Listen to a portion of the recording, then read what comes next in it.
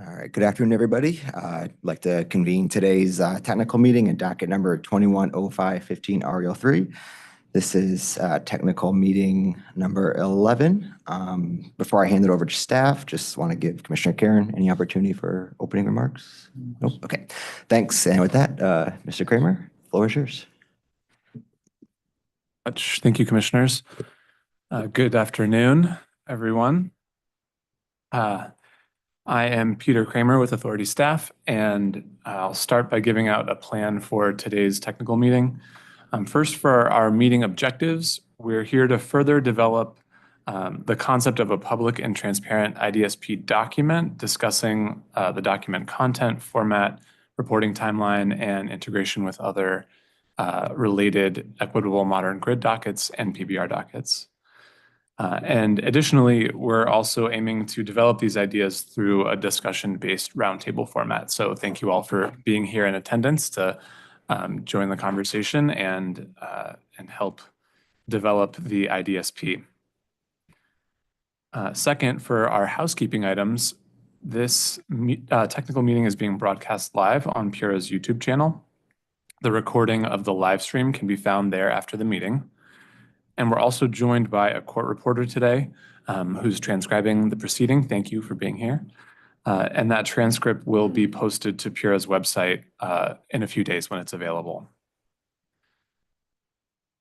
During the meeting, if you are speaking, please ensure that your microphone is on and speak into the mic so that both in-person and remote attendees can hear you. And a note about our roundtable representatives. So by now, the format should be more familiar, where, as Commissioner Arconti mentioned, this is technical meeting 11, though the first of the roundtable formats for this PBR reopener, if I'm not mistaken. So seated up here at the tables in the front, we have our roundtable representatives that are representing different docket participants. And as indicated in the notice of technical meeting, these representatives are the main participants in the roundtable discussion today. Other representatives in attendance may confer with the identified representatives and may be recognized to speak as relevant to the discussion and as time allows.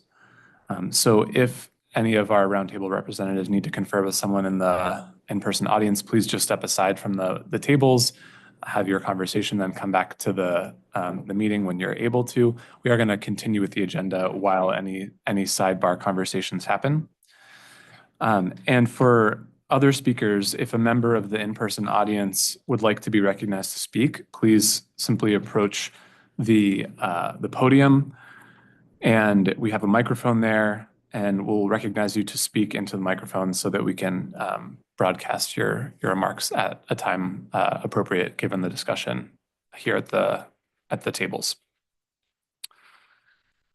All right, next, for our housekeeping items, we do have a break scheduled at approximately 2:45 this afternoon, and we will keep that timing flexible just depending on how the conversation unfolds and progresses this afternoon. And a note now about the discussion format. We have two topic areas to cover, as you would have seen on the agenda. First, IDSP content and format, and then after the break, reporting timelines and connection to other dockets. So those are our topic areas, and the conversation today is going to be prompted largely with staff questions, though at any point during the discussion, roundtable representatives are free to ask questions of one another to, again, help develop ideas or respond to the discussion. So after we do our last piece here in the beginning, which is introductions, I'm going to turn things over to my colleague, Mr. Tom Jackson, to start our questions. But before we do that, let's start with introductions, please. And we can begin with you, Attorney Lon. If you can just state your name and affiliation, and we'll go around the room, please. Attorney Lon, can you make sure that the microphone is on? Sorry about that. Hi, everyone. I'm Shannon Lon. I'm an attorney and vice president for Connecticut Ed Conservation Law Foundation. We're an intervener in this docket. Hi, good afternoon. My name is Lindsay Griffin. I'm the Northeast Regulatory Director with Vote Solar. Good afternoon. My name is Doug Horton. I'm the Vice President of Distribution Rates at Eversource. Good afternoon, Gerhard Walker with Eversource. Good afternoon, Juan Martinez, Manager Distribution System Planning at Eversource. Hi, good afternoon. Jamie Talbert Slagle with the Office of Consumer Counsel. And even though she's not on the agenda technically, this is our consultant. We weren't sure that she was going to be able to make it, but Stephanie Beeler with RMI. Yes, Stephanie Beeler, Senior Associate at RMI. Afternoon, Kevin Donnelly, Vice President, Energy Strategy Policy at Avangrid.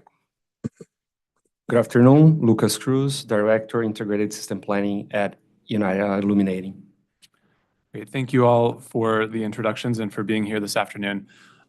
Just before I hand it over to Mr. Jackson to start us off with questioning, a reminder, especially for the folks following along on YouTube or watching the recording thereafter, if you could state your name and affiliation each time you speak, just helps for clarity to know who's speaking when, given the variety of folks we have in the room. Okay, with that, I'm going to hand it over to you, Mr. Jackson, for some questions. Thank you. Good afternoon, everybody. Thank you, Peter. So we have a number of questions today. The first question is related to the topic of the IDSP document content and format. And this is a question for both EDCs. So it's noted that in the EDC's jointly proposed plan dated November 19th, 2024, it discusses presenting the company's 5-year capital plans on page 9, but does not specify whether these proposed investments would be broken out on an annual basis. Can you clarify whether the company's investment plans in the IDSP would be broken out on an annual basis or not?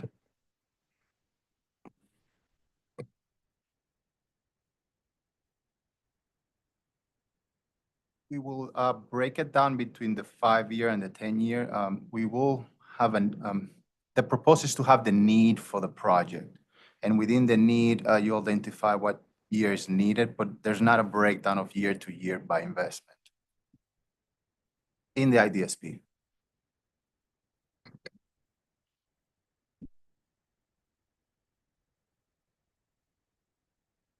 Same comments for UI. We plan to have a 5-year plan for all the system needs identified as part of the IDSP framework. And this will be based on the project's solutions for all the system needs. So it's a technical plan.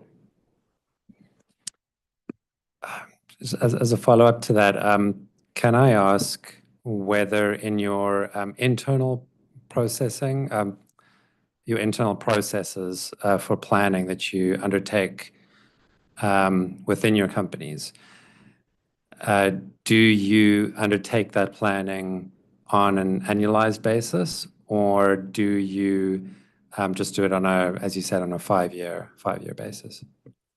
So every year. Doug Horton with Eversource. I can start, and then my colleagues can correct me. So we do both. We have every year we undertake a long-range planning process where we go through, starting in the early spring, a process of analyzing the system needs for the next 5 years.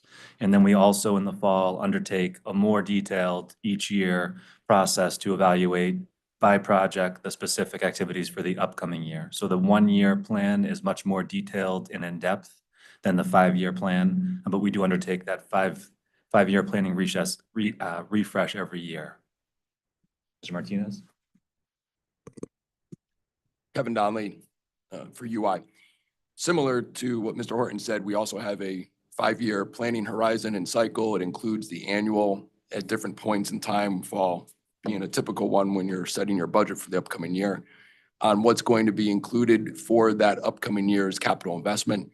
Our planning cycle is always looking at the collective term, meaning it's a 5-year.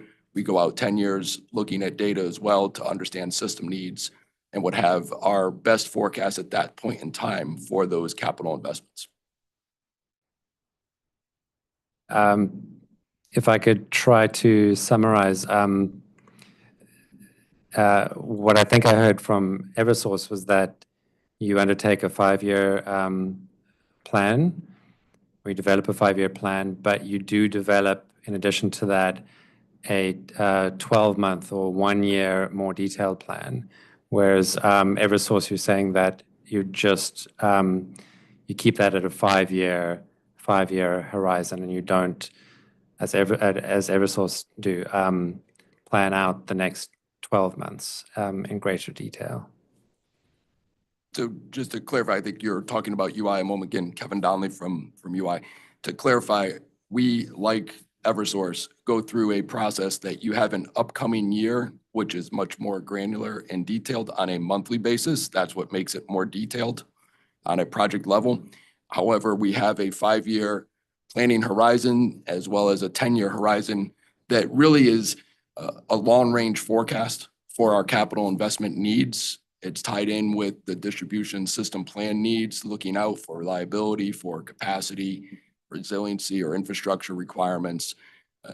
As you go longer and farther out, naturally, by the way of an estimate and a forecast, it's not going to be as specific. It might be more programmatic in its look. Some projects are known. There'll be more detail around those, like a substation rebuild as an example, that has a very long tail to it, so you can put a little more specificity as you get out beyond the first couple of years.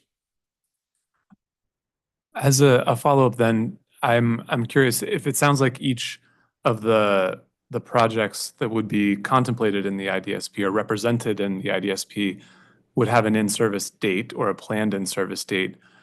Could the EDCs not then use those planned in-service dates to aggregate by year and then provide an annual look to say, based on the planned in-service dates for these projects, we would expect these projects to be online in year 1, these projects in year 2, these in year 3, et cetera? Doug Horton with Eversource. I think a key piece is we don't project, even as part of that 5-year review, to the project level that you're suggesting with the question, just to be clear. So we do a 5-year view, and certainly that's informed by known system requirements 1 through 5 years out, but it doesn't get into the project level as the 1 year does. The 1-year operating plan that we develop, sounds like it's similar for UI, is much more granular to prioritize system needs and investments based on, what has happened. The farther out view is informed by historical, it's informed by the first year, and it's informed by major known requirements. So there will be some variability, but we don't get into a project level that we would ever be able to project to that level of detail where it's like a plant in service. And even in the 1 year, we're more focused on, we run into this a lot in the regulatory environment, but as a business, oftentimes my colleagues are more focused on managing the capital expenditures, less focused on when that will go into service. Often those two things are synonymous or close to synonymous, but they're not always. So I guess I'm just trying to point out that with good reason, the 1 year is much more granular. We couldn't get into any level of specificity beyond that would really be able to hold year to year, because there's constant reprioritization and things shifting into the 1 year or out of the 1 year for various reasons, both in and out of our control and, known now or foreseen now, that we just have to maintain that flexibility. Kevin Donnelly. Thank you for that. UI. Please. What I would elaborate on as well, in our case, what we do is we have a long-term outlook cycle that we are refreshing every year to get an understanding of what those future needs are. And that's from a system level, it's from a supporting CapEx level. What are the requirements that are going to lead to understanding your capital expenditures? And so how might you best be able to forecast into the future high-level financing needs? As an example, one of the purposes of a long-term outlook. They do get farther out in time to be programmatic. As an example, you might have capacity additions that are more programmatic in nature as opposed to these specific locations. You know that you're going to have customer response requirements from, let's say, new connections or state government highway work, another example that you don't know where it's going to be, but you can, based on history and understanding, likely estimate that you're going to have some level of that investment need out over time. Mr. Cruz and the others in the distribution system planning area are also looking at their area studies. What are the requirements on the system? What looks like today to be where we'll have areas of need in the future? That changes every year as you're refreshing with known information, better forecasts, better estimates, impacts from things like EV and heat pump adoption, all of the natural things that come in the course of where is your system showing stress or where might you need to best anticipate. So I just share that as backdrop to say all of that feeds into what we view as our capital long-term investment plan. We do that in an annual cycle. We're refreshing it. There's a lot more specificity in that near-term view, ultimately leading to a one-year, as Mr. Horton said, operating budget. What does your capital expenditure forecast look like in the year ahead? Specific projects.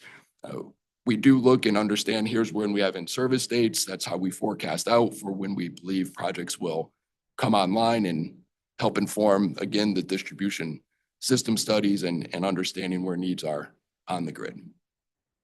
So it sounds like though there are projected in-service dates potentially for some projects, it's not necessarily the case that everything in the 5-year time horizon would be ascribed to an individual project, but some, as you're saying, Mr. Donnelly, would be related to programmatic investments or more assumptions and forecast based to say that we know about these projects, we think they may come in line, but then the remainder we assume based on the forecast that there's some level of we'll just say resilience investment or reliability investment that would need to be made. We don't have the individual projects yet for those years, but we know that we're going to need some amount based on the forecast and grid needs. So those are, this is maybe not the right way to say it, but those are more like placeholder values or assumptions as opposed to being every single individual project is ascribed to a future year. Kevin Donnelly, or I would just add, maybe it's like make a connection for us all too. When you file a rate case, there is a requirement to submit a 5-year capital investment plan, Schedule F7.0. And that schedule is informed by our plan. So we know that there are categories and there are investments that when you go out into year 4 and 5, or even year 3, are going to be there on a recurring basis. Programmatic work, as you said, Mr. Kramer. And that's something you can look to forecast in and understand impacts on the business. So that is available. That is what we have. We do show and understand what our timing looks like for spend, for planned additions on an assumption basis. It is very fluid, and that's the nature of any forecast. We can all probably understand and appreciate that. And we are looking at that constantly. We do a full refresh on that annual cycle. And you could be pulling projects forward. You could be pushing projects out. You could be moving dollars in between categories, depending on where the emergent needs of the system reside. And just frankly, the amount of capital funding that we have to operate within. And through the regulatory process, what's being funded, where's our cash flow coming, financially, the integrity of the company, what's our health look like, can we afford certain investments out over time, that all comes into consideration. And Mr. Kramer, to add to your question, I think just to highlight might help in understanding there's some projects, like you mentioned, substation upgrades that are longer term, and those will be in more detail in the 5-year plan, right? Because there's a long time to implement, there's a long construction time permitting. So once that kicks off, we of course have an idea of when that will go in service, and that's typically more than the 1-year plan. So those will be there with more granularity. Other topics, as Mr. Donnelly pointed out, like programmatic, shorter projects. So think of it in terms of the length of the project itself. That'll become clearer as you get closer to the actual date. So that's the 1 year.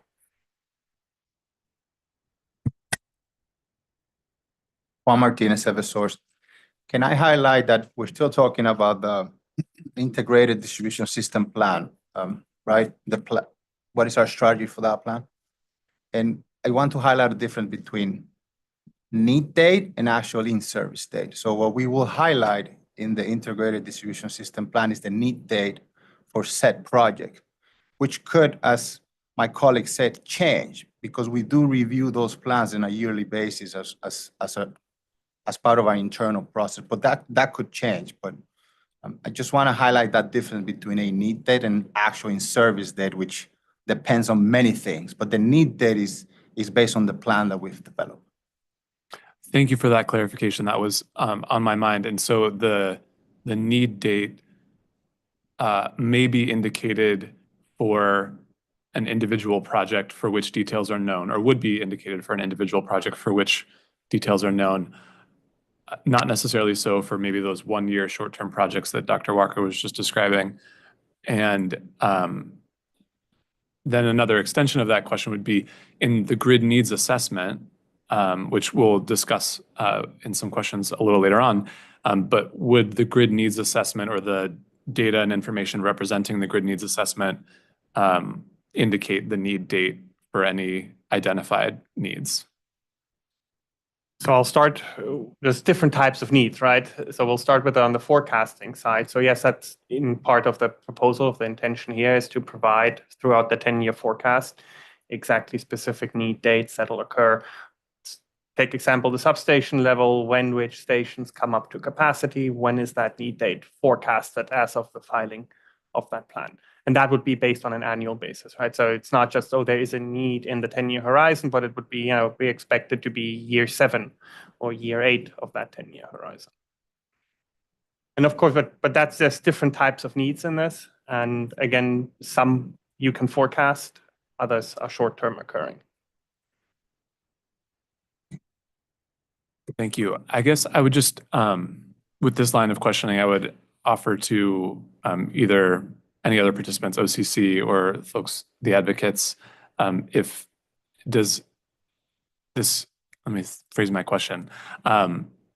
Does annual detail for expected projects, is that an expectation or a necessary level of visibility or detail when you think about what stakeholders would be looking for from an IDSP?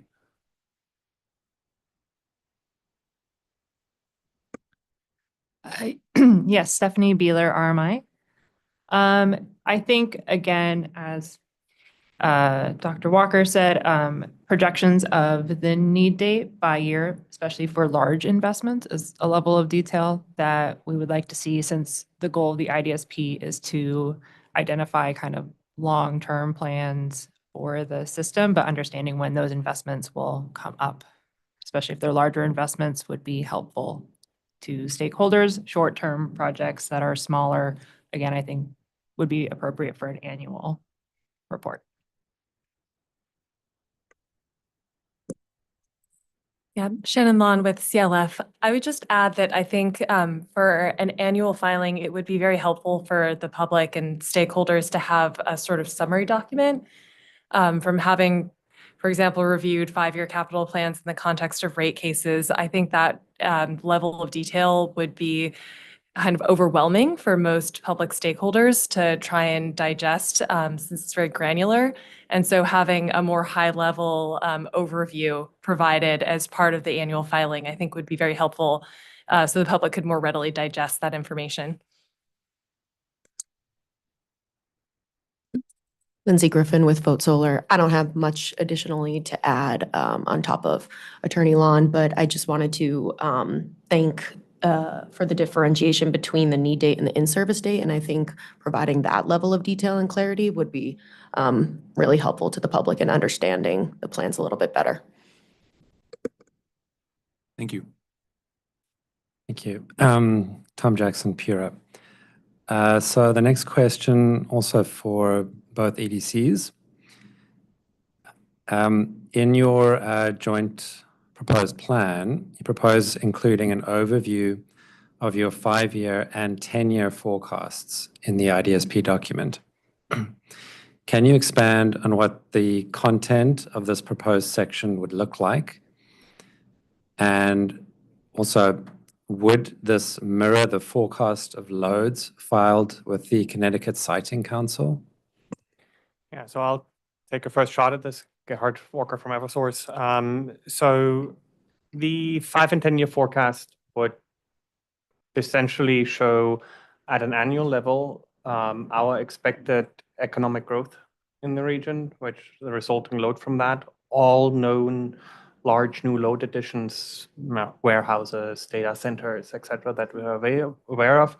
That information would be regionally limited, right? There's a lot of customer sensitive information in there. We're not going to point exactly to new projects where somebody's developing a new warehouse with an address, but that would be regionally limited. It'll include all the EV projections we have.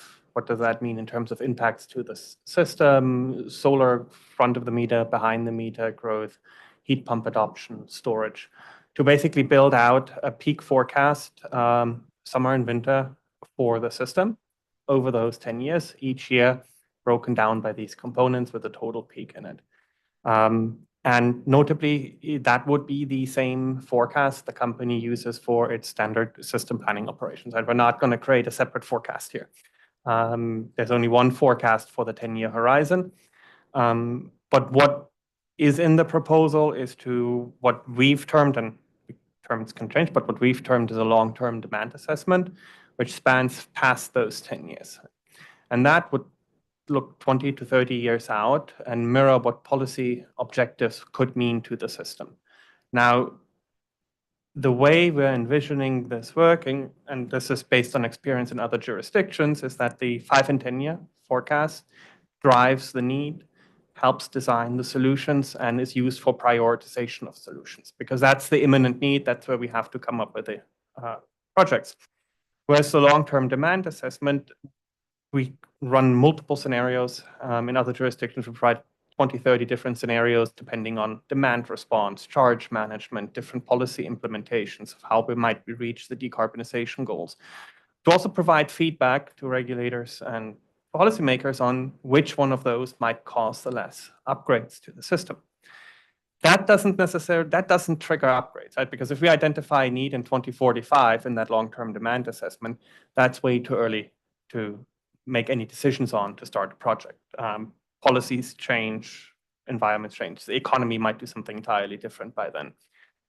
But what it is used for is if a project is identified in the 10-year horizon and we go out to design a substation, then we do look at the long-term demand assessment and say, okay, for example, we're expecting a doubling of the load if electrification continues through electric vehicles and heat pumps.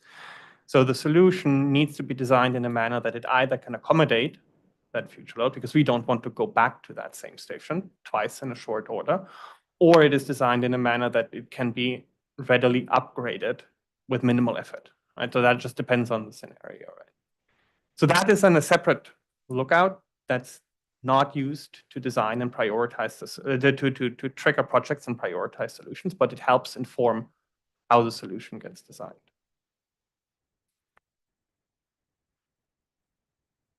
Okay. Yes.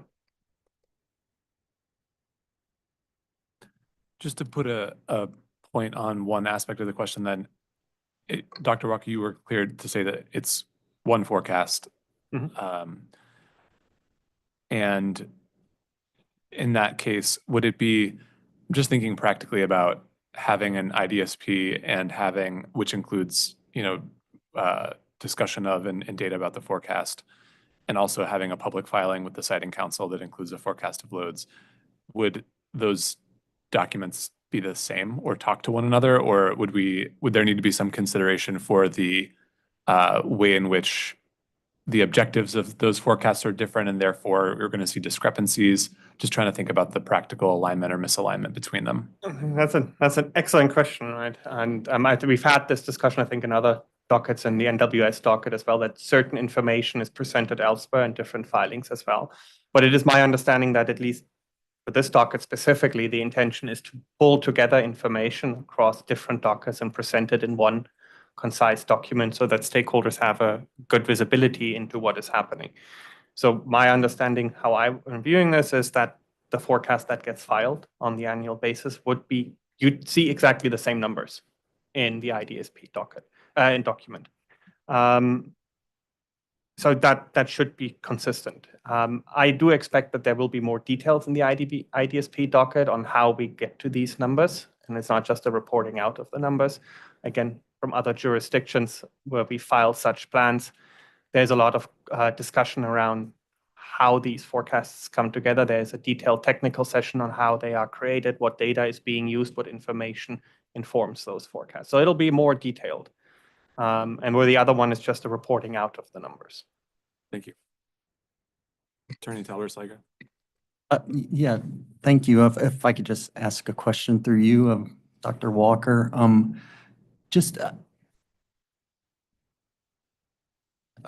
was just going to ask you a question, Dr. Walker, if I could.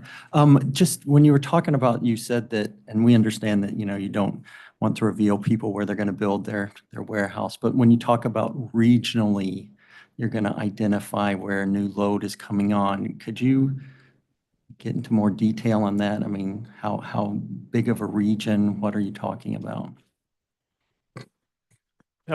This is, again, I'm going to lean on experience from other jurisdictions here. In the electric sector modernization plan, which we've been referring to and that we filed in Massachusetts, the company identified 4 major regions it's operating in.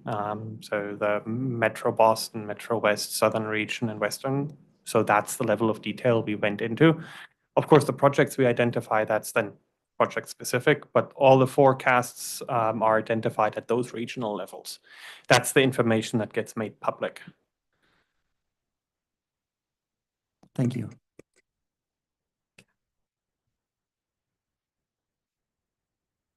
Lucas Cruz for United Illuminating. Just trying to add here more color to Mr. Jackson's question on how the forecast scenarios would be compared with what we file to the Connecticut Siting Council and what we are planning to include in the IDSP document. It's in its aggregated form. We will be filing the same numbers as Dr. Walker mentioned. So we will have the aggregated forecast for load growth, solar, battery energy storage, EV and heating electrification to meet the state goals. And these will produce a expected peak demand at our distribution system level, but also bringing to a more practical perspective, we try to break down into more regional areas, as Dr. Walker mentioned. For UI specifically, we look at different regions as the way that the distribution system is segregated into distribution substations. So we try to segregate the system level forecast into the different substations. And just to bring an example, a substation could have about, for UI, 25,000 customers connected to this same substation, divided into maybe between 10 to 15 distribution feeders. So that's the regional granularity that we try to break down the forecast. And based on our forecast at the substation level, we also include the expected, the non-spot loads that are already in queue, that the company is already studying to interconnect those loads. So we include that in an aggregated form. And also based on our demand forecast for that station, we calculate when the station is forecasted to exceed our planning criteria. So the planning criteria for UI is the loading levels cannot exceed 90% of the rated capacity of the station. And once we see that the station is forecasted to exceed the planning criteria, we start working with our engineers to develop all the alternative solutions to offload that substation. And we select the preferred solution, and that preferred solution will be in our capital plan. So in the Connecticut Siting Council, you would see just the big numbers for the entire distribution system. And what I am envisioning for the IDSP, you will see the forecast and also our alternatives for the stations, and then the preferred alternative for that specific station. Thank you. The next question is for the OCC. You have proposed including 3 to 4 alternative forecast scenarios to show, quote, a range of probabilistic futures that would reflect state policy goals. You also reference requirements set by the Hawaii PUC for 5 scenarios in its utilities integrated grid plans. Could you please elaborate on the role of the proposed scenarios in the planning process and any recommendations for how, from these multiple scenarios, a single forecast or forecast scenario would then be determined as the basis for the IDSP? Yes, Stephanie Beeler, RMI. So the role of the scenarios is to help account for uncertainty with things such as solar adoption, electric vehicle adoption, other customer choices, weather uncertainty. It can provide bounds on the range of what we would expect to see in the future over the next 5 to 10 years. As has been noted, there's a lot of uncertainty with these forecasts. Typically, there is a business as usual or base scenario. That's usually the scenario that is used to select the solutions. I believe that's the scenario that would be the single scenario that's proposed to be reported on. The other scenarios would, again, provide bounds on what could happen, maybe potential changes in timings for some of the grid needs, and an understanding of what might change over the next 5 to 10 years. Yeah. Anything to add? Gerhard Walker from Eversource. So I think in our comments and in our proposal, we've identified that scenarios do make sense, but specifically in terms of the long-term demand assessment, the further outlook. Because in that 5 and 10-year horizon, and Mr. Jackson, you alluded to it already, it's like there needs to be one forecast that gets planned against. And we need to have one forecast, and typically we do a 90-10. We've discussed this in the IDSP docket at length in the beginning. 90-10 weather adjusted forecast, where we are sure that that covers all the scenarios. And the challenge really is if we have multiple scenarios in the 5 and 10-year forecast, one's always going to be the one we design against. And especially for larger projects, we're getting to the point in this time horizon where we do need to make a decision on what goes forward, and having these multiple scenarios and there muddles the waters on what that forecast is we're building against. So for that's why that's a differentiation really in those 2 times horizons, the 5 and 10 year. Really, that's our known step loads, the economic growth, the EV projections that align with the state's targets. And understood there is some uncertainty in this, but we need a baseline to plan against. And for the long-term demand assessment, that makes sense because you can run a wide variety of scenarios, and that's also a feedback loop to the authority and to policymakers on what might change in policy and regulation. You can take a look at the different scenarios, and you still have time to see the effects of those changes, right? I'd say new demand response programs get initiated or policies on electric vehicles come out. You have time to see those changes on the long-term demand projections. If we make a scenario on different charge management on the 5-year horizon, we'd still be planning without the charge management because we don't have time to see whether that charge management actually works or not, because by the time we have the data, whether that works or not, we have to have the station in the ground if it doesn't. So there's just no time on those horizons there to do that. So we're in favor of those scenarios and happy to go through a wide variety on these, on the long-term assessments. But the 5 to 10-year forecast, that needs to be one forecast that the company can prioritize and plan its need against. Lucas Cruz for United Illuminating. Just adding to Dr. Walker's comments, we also do support developing multi-scenarios for adoption for the beneficial electrification. What we do not support is developing capital plans for scenarios where we do not meet the beneficial electrification goals. Developing engineering solutions and then developing the capital plan takes companies' resources. So we believe that for the best use of our resources is we need to develop the system solutions based on the 90-10 forecast scenario that meets the electrification goals. We support developing the scenario that doesn't meet the electrification goals, different adoption scenarios. We can play with 3, 4 different scenarios, but when it comes developing solutions for scenarios that do not meet the electrification goals, I don't believe it's reasonable and could be harmful for the distribution system because we need to be prepared for the adoption, the full adoption of the electrification goals and how it translates into the 90-10 scenario. Ms. Beeler? Yeah, Stephanie Beeler, RMI.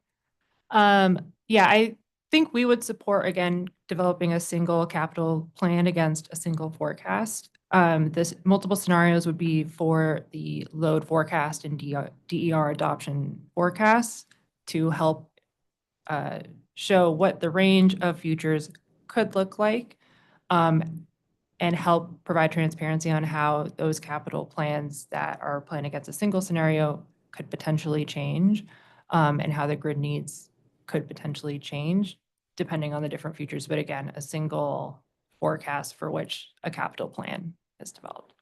Thank you. Thank you. Next question is for the advocates.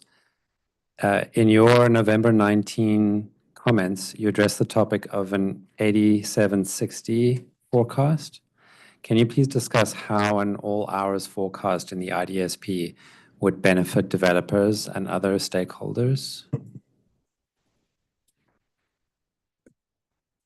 Lindsay Griffin with Vote Solar. I think the intention of the 8760-hour forecast was the level of granularity that we were seeking feedback from partners that work in the Northeast, large developers, and it seems that that's the pattern that most developers find provide the highest level of granularity to support their portfolio of upcoming projects. I'm curious if there is any sort of additional feedback that you might have, Attorney Lon, but based on the feedback that we had with other organizations and developers in the Northeast, that seemed to be the consensus that we received.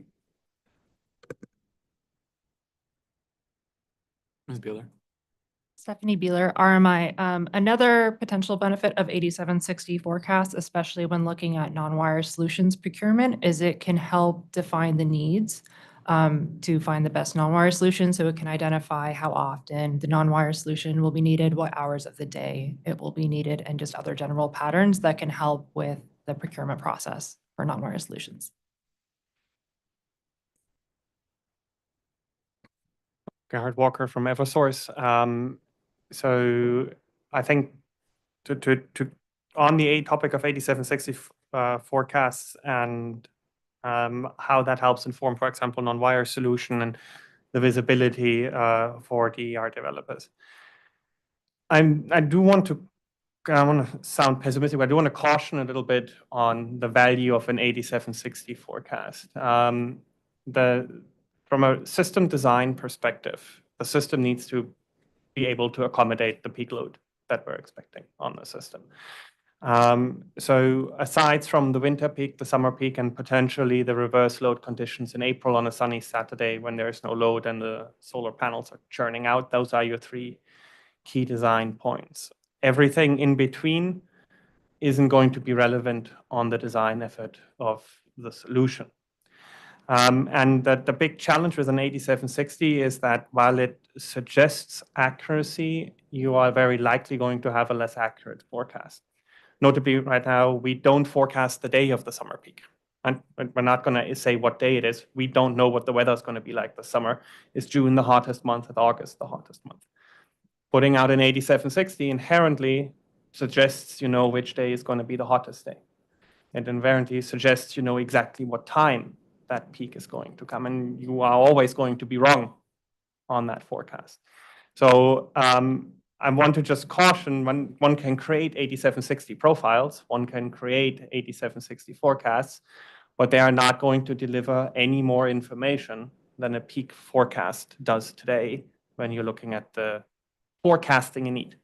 Now, the question of designing a non-wire solution is a different story, but when we, for example, were talking the non-wire socket, if you're going out to procure a storage solution, for example, on a specific station need, what the 8760 there would basically be based on historic data. You're looking at, what's my load looking like, and then you do make assumptions to scale that up to come to a rough understanding of how often a dispatch might happen on a storage system. But that's not being used to inform the traditional solution design. So again, I just want to caution, just because it is more granular doesn't mean it is more accurate. Because at some point you're trading accuracy for granularity. And that's typically, we've had this discussion on forecasting, the more granular you get, the less accurate your forecasts get. That's just inherently how this works. Lindsay Griffin with Vote Solar. I think I understand about accuracy and granularity. I think it was just the intention to sort of capture the sort of load patterns.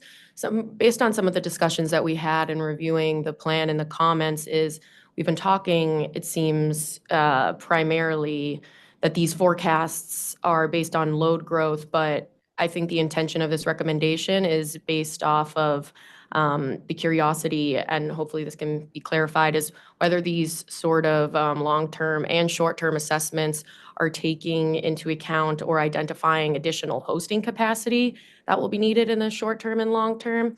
Because right now, in the way this discussion has been going, or the comments that we've been reading and the conversations we've been having with partners, it seems like this is specifically the long-term and short-term planning processes are based off of load growth, but I'm curious if this is taking into account any additional DER hosting capacity that would be included in these forecasting plans.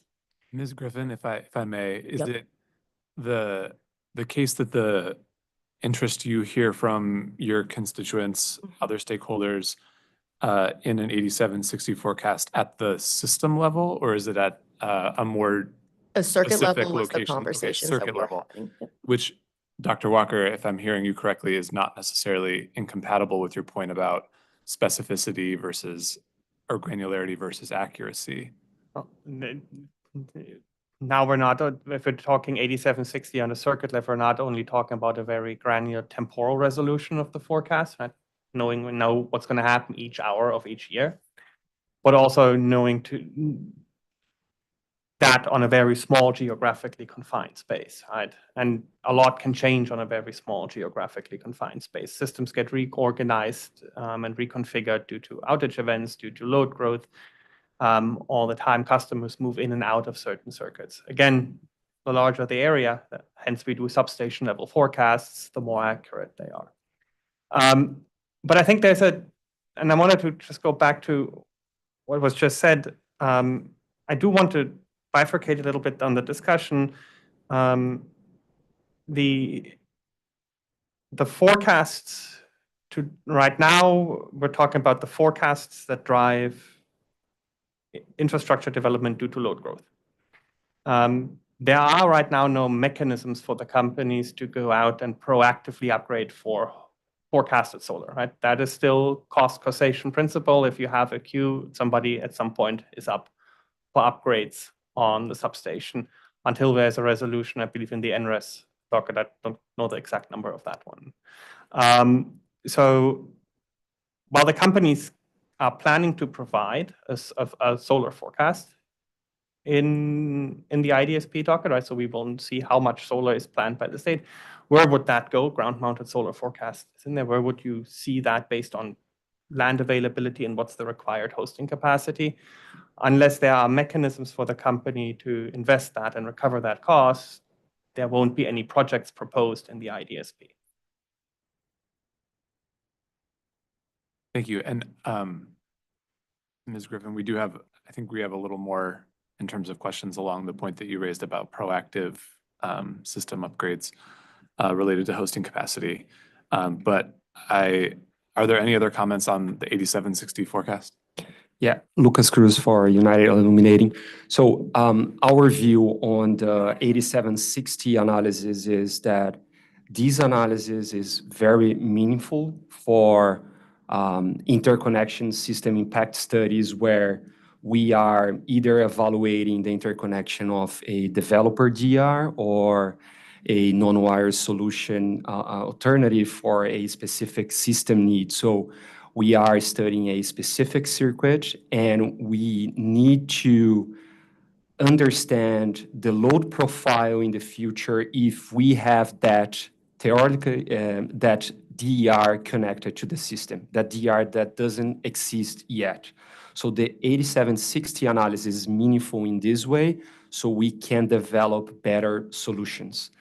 However, the 8760 analysis, I agree with Dr. Walker that this analysis is not meaningful at the system level or at the substation level, because when we are analyzing aggregated load forecasts, which includes DER, beneficial electrification, so all these different initiatives and programs that we have in this stage, and we are trying to calculate what is the aggregated load that our stations and our electric infrastructure will be seeing in the future. What's meaningful for us at this time, the worst case scenario, which is the peak demand.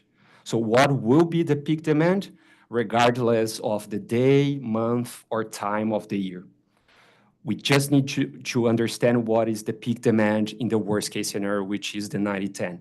But again, the 8760 analysis is a great tool for assessing interconnection of specific DRs in our system impact studies.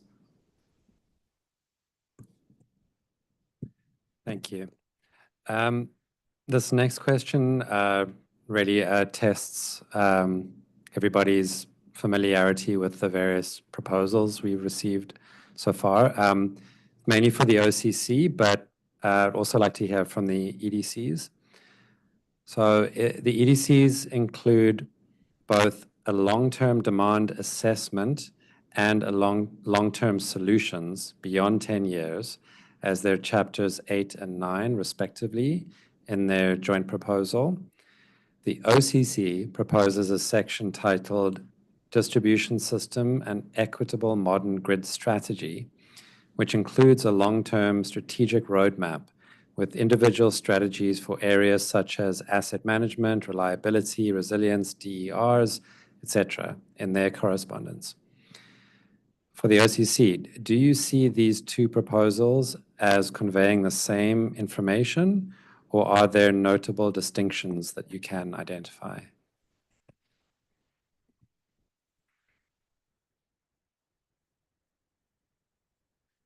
Stephanie Beeler, RMI. Yes, when reading through initially, it sounded like largely these could convey the same information. I would be interested to hear if the EDCs feel there are noticeable differences. I know we specifically focused on equity a little bit more in our proposal, but I think that can be included in those sections. It seems like there's space for that. And we appreciated the note about stakeholder engagement and the multiple scenarios in those sections.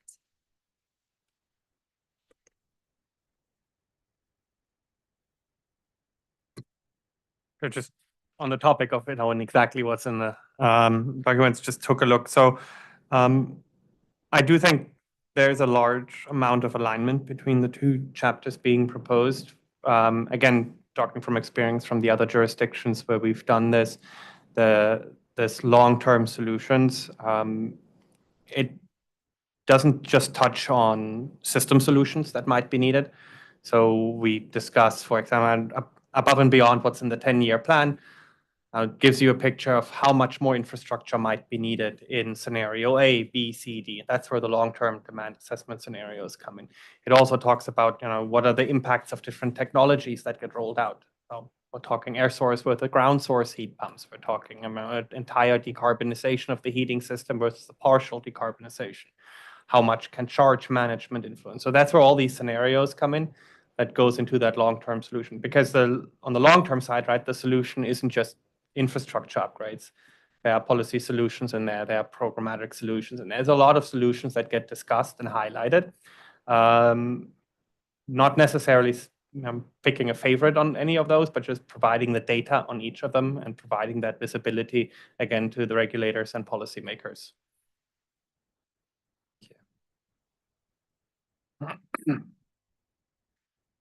Moving on.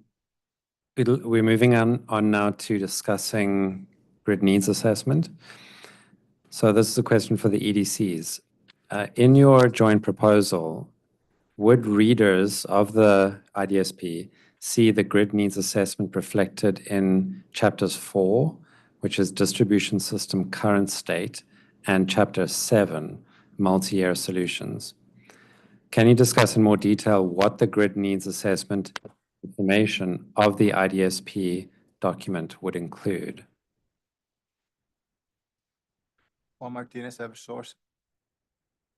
As we envision chapter 4, which is the distribution system current state, it's more of a picture of the current system and the needs of the current system. So you're looking more at the 0 to 5 year time horizon of where the system stands right now, which let's call it substations are to be at capacity or forecasted to be at capacity in the near term. When we look more at chapter 7, is looking at the long-term view. So the system is this way now. We have projects for those substations, let's call it. If I implement those projects, right, in the very short-term horizon, and then I still look at my forecast and look at the long-term view, what other needs are there? And that's what's highlighted in the multi-year solution. Maybe just a follow-up to that. So it sounds like the answer is yes, that the grid needs assessment step of the process that we've been exploring over the last year and a half or so here in this proceeding would be represented in those two chapters, short term and chapter 4, longer term, chapter 7. I'd like to hear more from the EDCs about the level of specificity, level of detail that those grid needs would be identified at in the proposal. It just wasn't clear if we're talking about a list, a long list, an appendix, a general commentary on there's these types of grid needs and these other types. So I'd like to hear a little bit more about the specificity that was contemplated. Yeah, so maybe I could start with, again, Juan Martinez, Eversource. I'll start with let's just say, as Dr. Walker mentioned earlier, there's various needs, right? But let me just say capacity for now. For capacity, one of the chapters will have the forecast, the 10-year forecast, the 5-year forecast. The previous chapter will have that, right?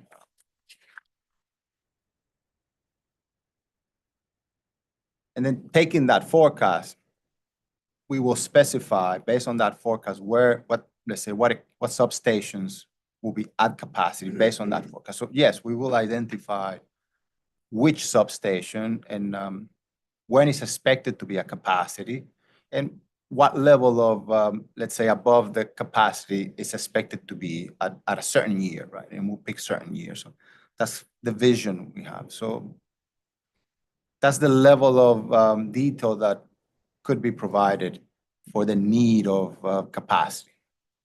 Does that answer the question?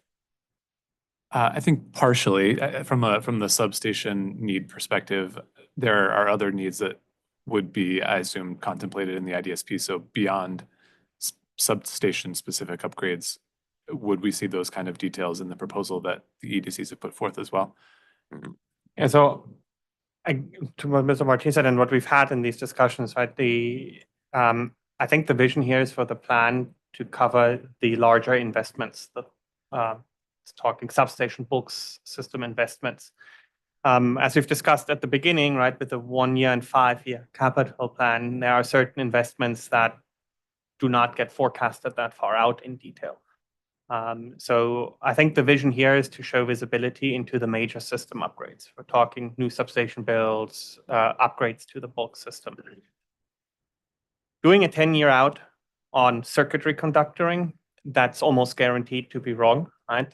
Things will change so often in those 10 years and those projects have very short time horizons that they will get continuously reprioritized and redesigned on whatever happens on the system.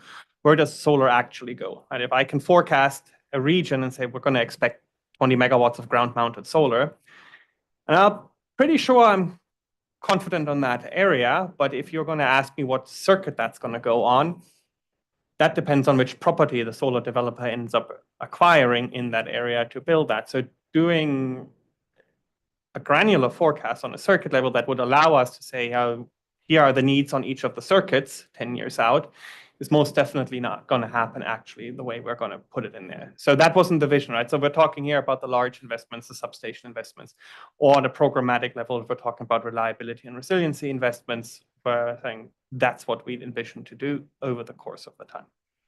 But yes, to your earlier question, and Mr. Martinez answered, like, the vision is to provide details on each of those major investments.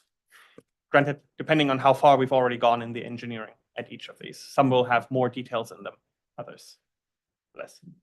Mr. Cruz, did you want to? Lucas, yes, thanks. Lucas Cruz, United Illuminating. So my view for chapter 4 is we will be presenting the current state of the distribution system. So in this chapter, readers can expect to see, for example, in the capacity standpoint, what are the peak demand forecasts for each of our stations, for example, and if based on the forecast peak demand, if we see any needs for the stations. Looking at a reliability or resilience standpoint, we would be looking at worst performing circuits, areas that we have problems during major storms, for example. So we will be exploring the current state of our distribution system, right? So we will be presenting all the needs in the chapter 4. And then in chapter 7, we will be working on those needs to develop the solution. So I said on chapter 4 that this is my worst performing circuit. So in chapter 7, the reader can expect to see what are the possible solutions to solve that operational performance issue on that specific distribution feeder, right? So you can expect seeing what are the alternatives for improving the performance on the worst performing circuits and the solutions that were selected as the most cost efficient, for example. So chapter 7 would bring the results of the grid needs assessment, if you will, and chapter 4 will be more developing the inputs for the grid needs assessment. Thank you. So the next question is also for the EDCs. How, if at all, would the grid needs assessment filings in the annual dockets for the Innovative Energy Solutions Program and the Non-Wire Solutions Program factor into the IDSP document?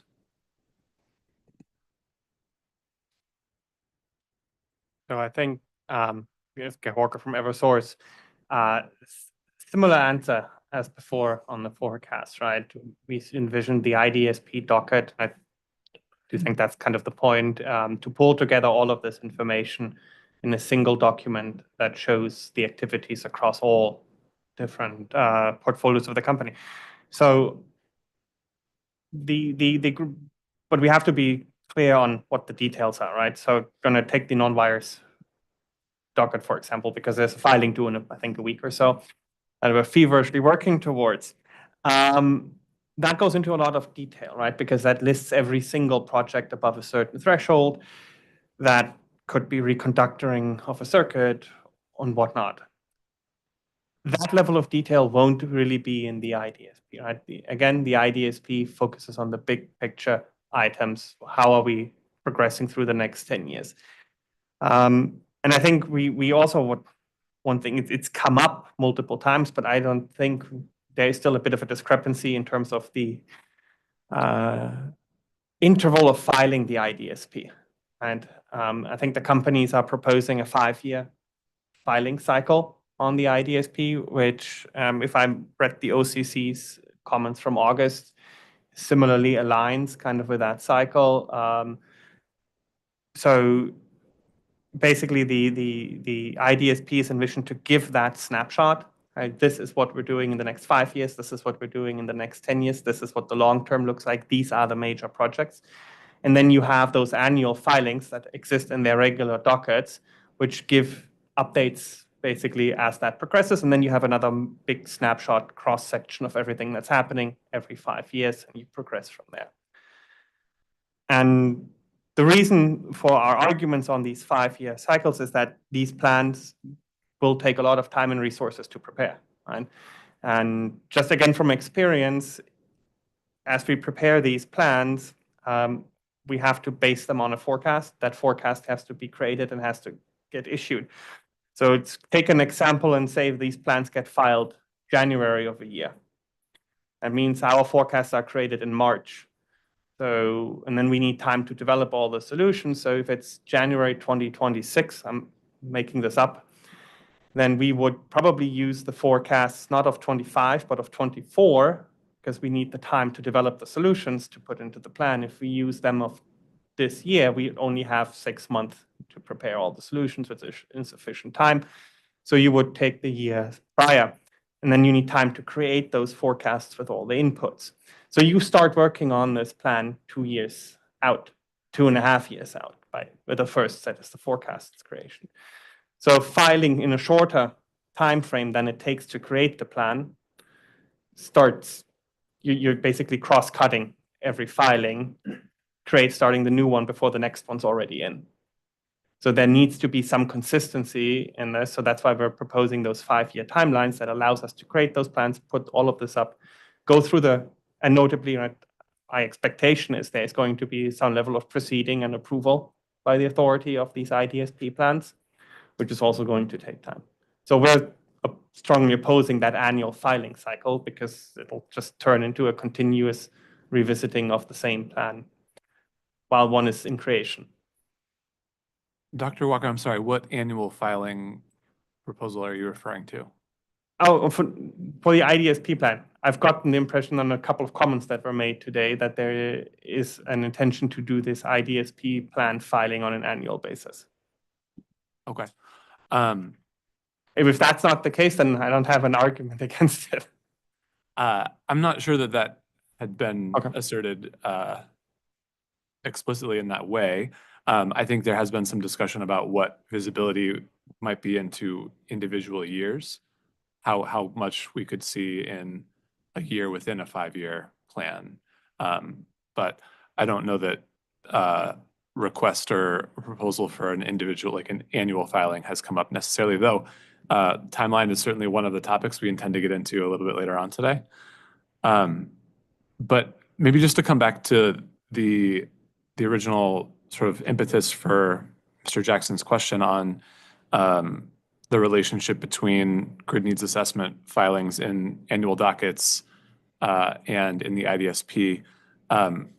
Maybe this is a place to draw a connection to the first conversation we had about the individual years of a 5-year capital plan. And it sounds, if I'm hearing you correctly, it sounds like similarly for the grid needs assessment, we would have more specificity and detail for the larger projects, the substation projects, the multi-year projects. And then on more short-term projects like reconductoring, it would be more assumptions based or based on historical patterns or data to say that we expect some level of reconductoring work would need to be taking place over this 5-year period. We don't know exactly what the projects are, exactly where, but we've got a placeholder or an expectation for some amount of reconductoring work. Is that an accurate way to connect the conversation we started the meeting with on the level of specificity on projects between the capital investment plan and the grid needs assessment? Lucas Cruz, United Illuminating. Yes, to that discussion on the more programmatic investments and discrete projects investments, when we identify a specific need in a circuit, for example, due to reliability issues, we are in a better position to develop the discrete project, right? For that specific circuit, could be reconductoring the circuit, working with targeted undergrounding, and so on and so forth. But for station level needs, mostly for capacity, when we identify a capacity need at the station level, these could generate a major grid project. So we would have a discrete project that would be developed in many years, right? But we do not want to lose the flexibility of keep working in a 5-year cycle on the circuit level needs. So in the first year, we can identify needs in some circuits and have the discrete projects developed. But we need to have the flexibility for the following years at the circuit level, because in the year 2, 3, we will be constantly running the grid needs assessment. And if we identify a new circuit, a new need, we need to have the flexibility to develop a new discrete project. And depending on the year of need, we need to have the capability of deploying that project in the short term, even though we do not complete the 5-year cycle yet. So that's my take on the programmatic investments versus more discrete projects type of investments. Thank you. This is a question for all participants. We'd like to elicit your perspectives on the possible role for hosting capacity analysis in the IDSP document. So any thoughts you have on what function, role, hosting capacity analysis could play in an IDSP?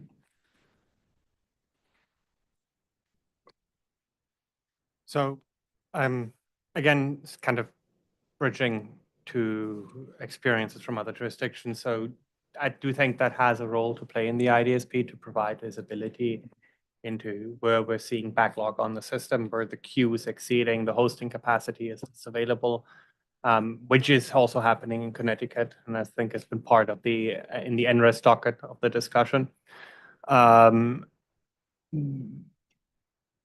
Pending a resolution of that NRES discussion, I do think there is a vision on the IDSP that would include the companies proposing upgrades to the system, major system upgrades that would substantially increase the hosting capacity to break open some of those backlogs. So yes, I do think that has a role in the IDSP, but again, pending the resolution on the other dockets.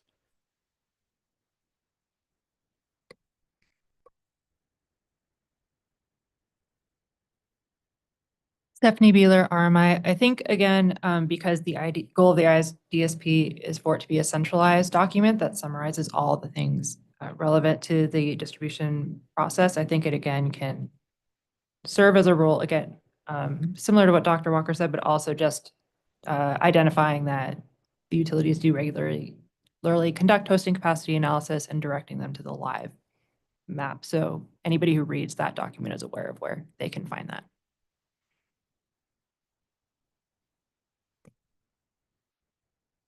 Thank you. This is a question for the advocates.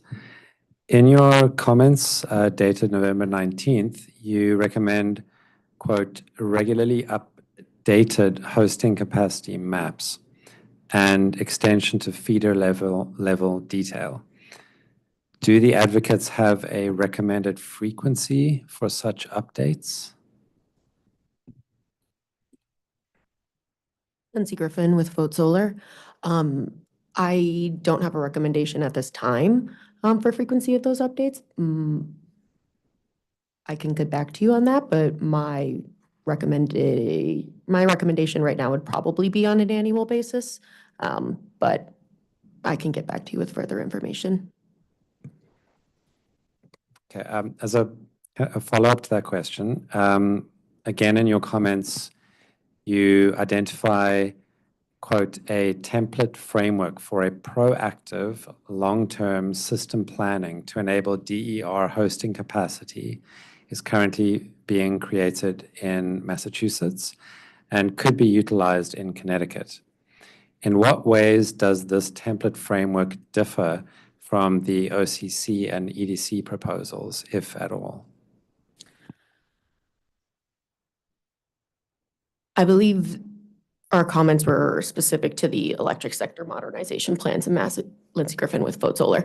The electric sector modernization plans that are being discussed at the department right now, in addition to their long-term system planning process. I am unfamiliar, I can't recall the exact differences as it stands right now, but what we wanted to stress in our comments, and in addition to the comment that I made earlier, is taking into account additional hosting capacity that would be made through proactive system planning, not just in response to forecasting that is based on historical load, but so the state can plan to meet its growing electrification and its clean energy goals. We think that for including DER enabling hosting capacity would be beneficial to include in this type of assessment. So Gerhard Walker from Eversource. I think that the long-term system planning process, LTSPP in Massachusetts, is probably a good avenue to take a look at, and if that's something that can be applied to Connecticut. And the way, and I have to note that this is still pending stakeholder feedback in Massachusetts, and there is no final version. So everything as it stands today and as it is proposed by the companies today, the idea is that specifically for the long-term solar forecasts, the companies collect stakeholder input from the state and from developers across the board on where it is likely to develop the solar targets, right? If we are expecting X gigawatts of solar in the state, what are the inputs and where do we identify these high potential solar development areas in the state? And then the utilities develop solutions for that and bring those forward in the filing, in the IDSP filing, to get approval by the authority to go develop those solutions, basically based on that stakeholder informed forecast of solar development. I'm keeping repeating, but I do want to stress that is pending the resolution on the NRES docket here, because that's incremental investments to what the base capital is. That's how it's done in the other jurisdictions. So that's what we'd be looking here to achieve the same thing. And then that can go forward, yes. I appreciate Dr. Walker calling out that the long-term system planning process in Massachusetts is still underway. So we can use the findings probably in spring of 2025 to also inform our recommendations in this docket. Kevin Donnelly from UI. Just if I could add a little bit more to it, there's also a proactive planning proceeding that's underway in New York. May or may not be familiar with it. We have some sister utilities in the state of New York as well. And the commission there decided that they wanted to create a framework, or at least understand what a framework could look like for proactive planning to help enable state electrification, clean energy goals. Part of that, there was a requirement to put forth urgent upgrade projects. And this is all within a very short time frame. And it is still pending. We don't have resolution on it, but we've submitted along with other joint utilities and EDCs in New York, a couple things. One, based on your own territory, what are some urgent project upgrade needs that would be needed to enable electrification? Looking at particularly DERs that haven't been able to interconnect, that are in the queue on your, and can't get onto your system because of capacity constraints. So what would be needed to unlock those? And then second, what would a framework look like to establish an ongoing process to evaluate proactive planning with the intent of enabling electrification and state clean energy goals? Importantly, a big part of that is also recognition that there needs to be a way to fund it. There needs to be a way to pay for it. And it is separate and distinct from the core obligations of the utility and the EDCs to provide safe and reliable service and to make that available to all customers.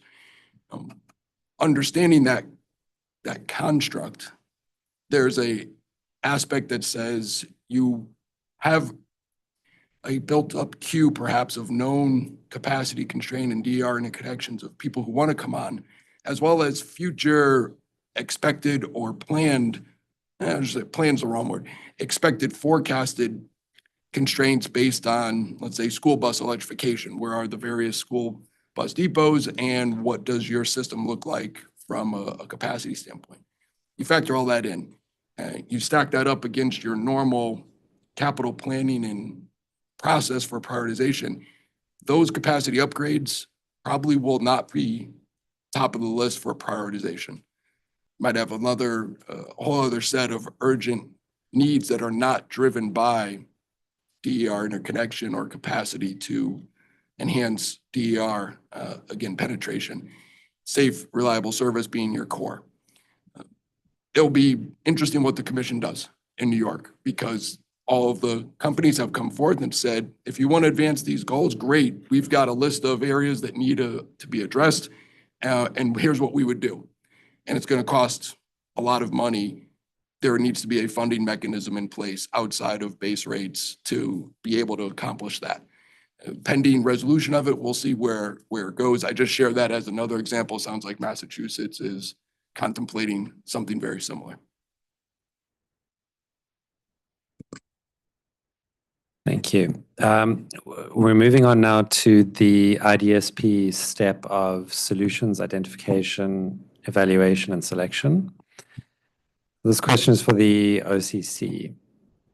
In your grid needs assessment and solution sourcing sections of your recommendations, you recommend that in the IDSP, the EDC should describe which solutions were considered to address each grid need and why the final solution was selected.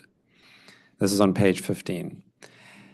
Is the OCC recommending that each project included in the IDSP should have a listing and discussion of both traditional solutions and non-wired solutions?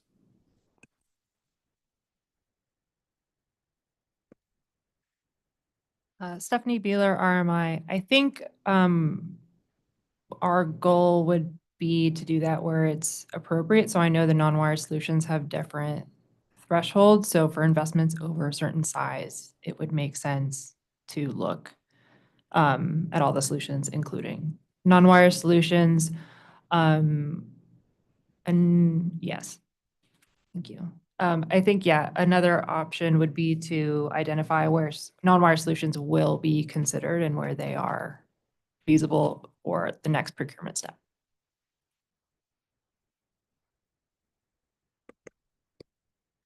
Garrett Walker from Eversource. I think what makes sense here, since we do have the non-wires process and docket for this year 250808, that the companies for every project that gets put into the IDSP report back on what those findings are. Those reports have to be furnished anyways in the non-wires docket and can be included for transparency in the IDSP plan. And that would, Dr. Walker, that recommendation would address any projects that were identified in the non-wires the annual non-wires docket, so I guess on the same planning time horizon as the IDSP, would there be individual projects identified for future years of the IDSP that would not necessarily be included in the non-wires filing at the time? So given that it's an annual cycle for the non-wires program or the process, would a similar sort of identification of alternatives be necessary for projects identified in future years of the IDSP? So that's a good question. Way I would look at it is that since the non-wires program doesn't set an upper cap on how far out the project is, just lower bounds, we would be including every known project in the non-wires filing. And so I don't expect there to be a delta between what's in the non-wires filing and what then can be reported on in the IDSP. And every project that the non-wires order requires us to go through, we'll go through the process, and then that information can be reported on. Thank you. Thank you. This question is for both EDCs. So on the topic of planned investment solution identification, evaluation, and selection, which, if any, of your internal solution identification, evaluation, and selection procedures, which, by the way, have been documented in the concept paper, do the EDCs propose to include in this step of the IDSP?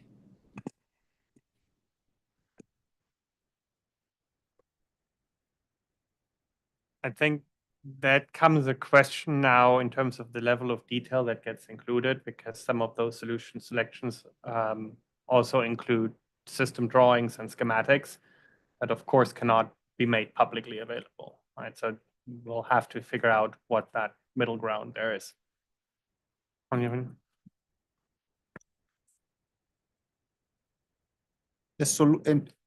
again, I want to highlight back on the time frame, right? So, and I want to, again, Juan Martinez, Eversource, sorry. When we think of solutions, and we highlighted this on our plan, there's solutions that have already been vetted internally, and there are solutions that are still at a high level concept, right? Solutions that are at a high level concept, we might have an idea of what is needed for that solution, especially those in the long term, right? But we don't have yet, we haven't established what are the solutions internally for those, right? And we will provide information in the IDSP saying we think this is the solution for that plan. But keep in mind that internally, we're still going through the process of determining, and the various committees internally determine what is the actual solution. And what I define as solution are those that have already been vetted and are up to a certain level of engineering, because those are true solutions that meet that need. And we will be providing details of the solution in the IDSP. But I just want to make that clarification. Any further questions? If I could just quickly follow up on that.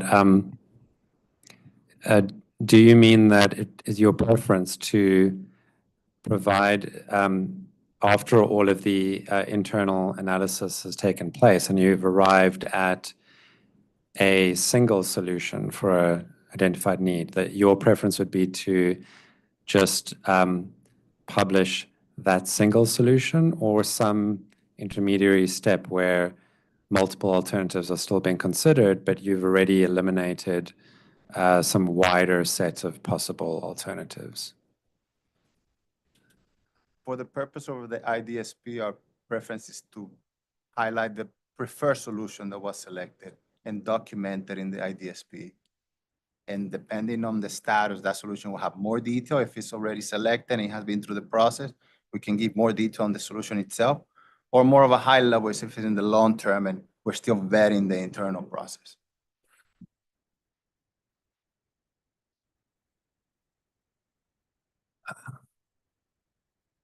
Yes. Beeler, do you want to add something? Yes. Yeah, Stephanie Beeler, OCC or RMI.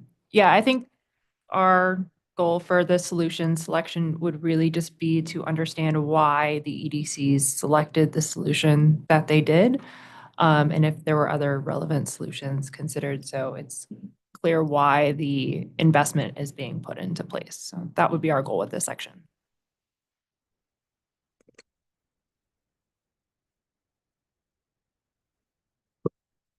Lucas Cruz, United Illuminating. I really see for this section a discussion on, based on the need that was identified, what is the preferred solution as Juan described, and also it not necessarily for all cases we will have multiple solutions for addressing that need, but when we have a straightforward alternative that were evaluated by the company, we can present a summary of this. For example, a capacity need on a specific distribution feeder, we can solve by reconductoring the feeder. Would be more expensive, but we can have kind of more efficient solutions, transferring loads from one circuit to another, creating new circuit ties. So if we do not have a solution to transfer load, I think we can mention that we try to find, we did not find that solution, and that's why we are recommending the reconductoring of the feeder, right? In trying to justify why we are deciding to reconduct the feeder, because there was no other solution. We have this major highway that we cannot cross here, so to create an additional tie point with this neighboring feeder to try to transfer some customers to the other feeder. So I think it's in our IDSP, we want to show the rationale that our engineers utilized on defining the preferred solution. That makes sense. And I wonder if, again, here, the idea of tying together different existing processes and the non-wires solutions process comes into play, where Dr. Walker, you said earlier that you would imagine no difference in what's reported necessarily between this step of the IDSP process and the alternatives considered and documented in the non-wire solutions process. So wouldn't it be the case that for any project for which solution alternatives were considered, i.e. in the non-wire solutions process, that could easily be documented just by replicating that information over in the IDSP? What gap in consideration of alternatives would we have if we just relied on the non-wires process in terms of, because there's more than just what meets the non-wires eligibility criteria that would be included in the IDSP. And so could you speak to what that gap might look like between non-wires and the IDSP? So that goes back to the question on what type of projects are included in full detail in the IDSP.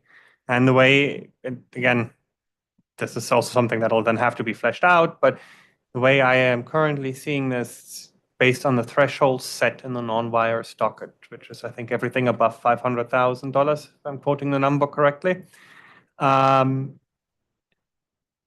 do not expect us to be talking about individual projects in the IDSP below that threshold, because again, the IDSP is looking at the large strategic investments. So everything that we are going to discuss in detail in the IDSP is more or less an auto-qualified project for the non-wires process.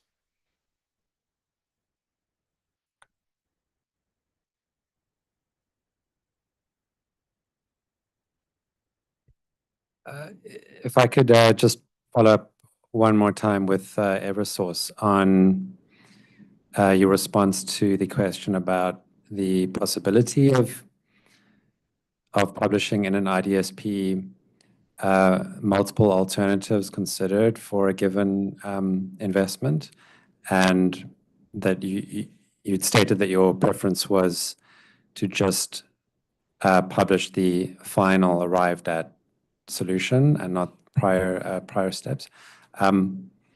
Is there any specific reason why you would prefer not to publish additional information or prior steps in the analysis that may have considered alternatives? Is it perhaps related to the security of the information, the proprietariness of the information, or is there some other reason why you've expressed this preference to not provide more information? So I'll let Mr. Martinez answer that in detail, but just because so we don't get confused between alternatives and the non-wires alternatives. So the company considers multiple traditional alternatives that can be different siting of a substation, that can be different routing of conductors, that can be even different substation design solutions. So that's not just one or two alternatives. Typically, we go through a large array of different design iterations of a solution. So the question is, what value is it to provide all of that information as we iterate through these alternatives? I think the ones, and stakeholders and authority correct me if I'm wrong, that the real interest lies in is what non-wires alternatives did we look at. And I think so those we can report on in detail. Those have gone through the non-wires process. Everything that's there that gets reported on. So we just be clear that we have two sets of alternatives we're talking about. One is all the alternative design solutions for the traditional proposal we're going through, and the non-wires alternatives. And so I think what Mr. Martinez was alluding to is the final solution we arrived on the traditional design. That's where we're favoring doing just the final solution we arrived on, rather than the lengthy process that went through different routing, siting procedures, discussions with the city, moving properties left, right, different designs on the switch yards, different transformer configurations. There's a whole set that gets analyzed there.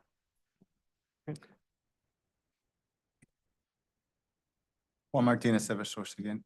And I just want to make a clarification, and it's a matter of definition. So what we consider a solution that, as stakeholders can see it and consider a solution are those that have been better internally to meet the need, right? And we consider more than just the need of the specific need to meet for the solution to meet, right? And we discuss it in length, but environmental concerns, siting concerns, all of those are considered internally before we say that solution can move forward. And as Mr. Cruz mentioned earlier, once we go through that internal process, it might come out that there's only one solution that the internal team seemed viable to propose as a, let's call it, wire solution. So what we consider a solution is not that iterative process where you go through, the engineer just go in a circle and trying to find the best alternatives. It's more after you go through that cycle and the internal project selection process goes through it and determines, yes, those solutions meet the need at the right cost, with all the other considerations. Those are the ones that move forward and can be considered officially as a solution. Before that, we're just trying to find what's the best way to solve the problem. And then those solutions are the ones that we consider are the ones to meet the need. And as Mr. Cruz mentioned, I mean, we can mention what was considered within the IDSP, and this solution was preferred, and these other options were considered, right? We proposed a new substation, but we did consider upgrading an existing substation. And we can mention that in the IDSP, but to go through all that cycle, because I've seen documents that ask for all solutions. And I just want to make a definition of solution because we can go into analysis paralysis and never come out of it, right? So I just want to mention that the definition of solution is what we're meaning. Thank you. Ms. Beeler?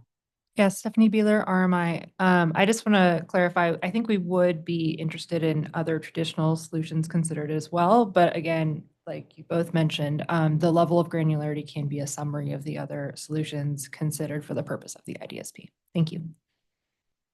Thank you. This question is for Eversource. You say in your response to interrogatory UPA 24, dated January 24th, that, quote, a quantitative analysis of cost effectiveness in most cases will not constitute a benefit-cost ratio analysis. Can you explain and give examples of what such quantitative analyses that are not benefit-cost analyses are, and how they could be used to, for example, justify selection of investments in the IDSP?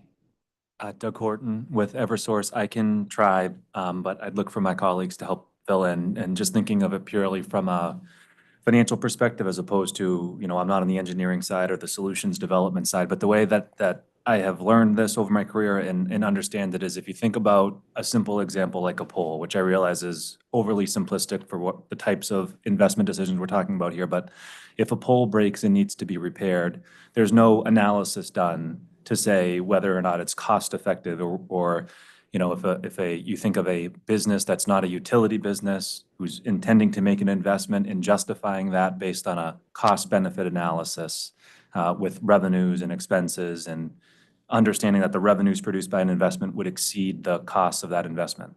That type of a framework doesn't exist for many of the investments that a utility has to make based on age and asset condition and system need and capacity, because our fundamental obligation is to provide safe and reliable electric service, but it's also to do so at affordable rates. And so there is always a cost effectiveness analysis and component of what we do to ensure that any solution that we do pursue is cost effective in light of alternatives or in light of other solutions.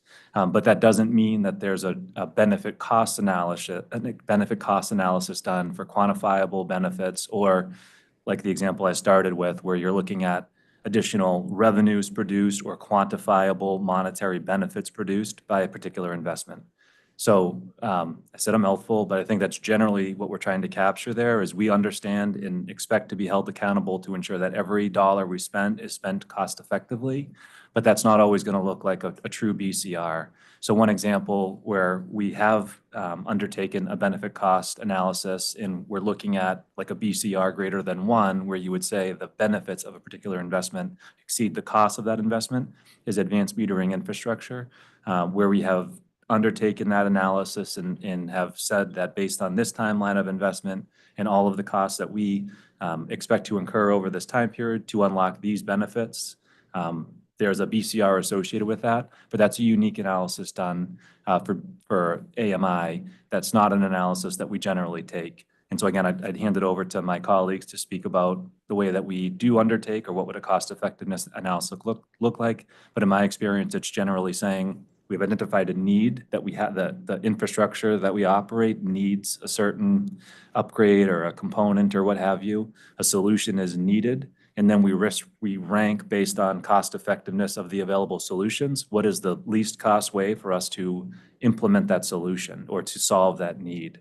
But it may be that all of them are, not having a BCR greater than 1, but all of them are equally necessary. We're just picking the best fit for the need that's been identified.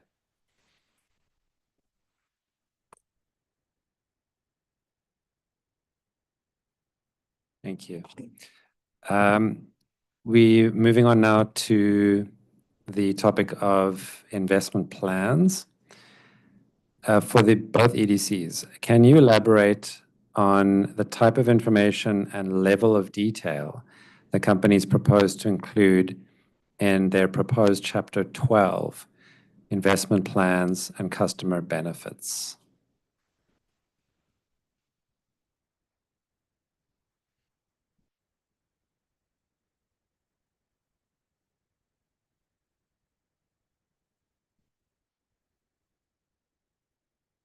This could also include, for example, whether you propose to categorize any of the information in any way.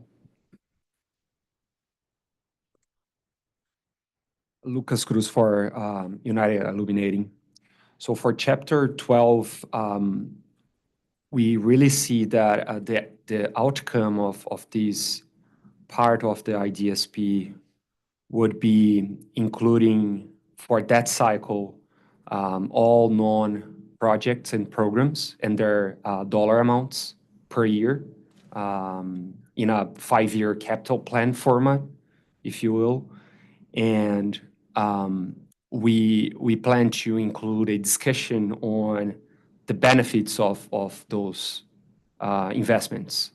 And this will be a summary of, in terms of the benefits, this will be a summary of all the preferred solutions and basically why we selected that solution. So we will be discussing for each solution what is the benefits for the customers.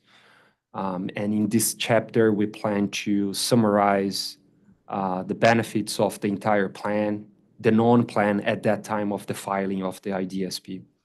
And again, will be a combination of discrete projects and also programmatic investments to allow for flexibility throughout the IDSP filing cycle.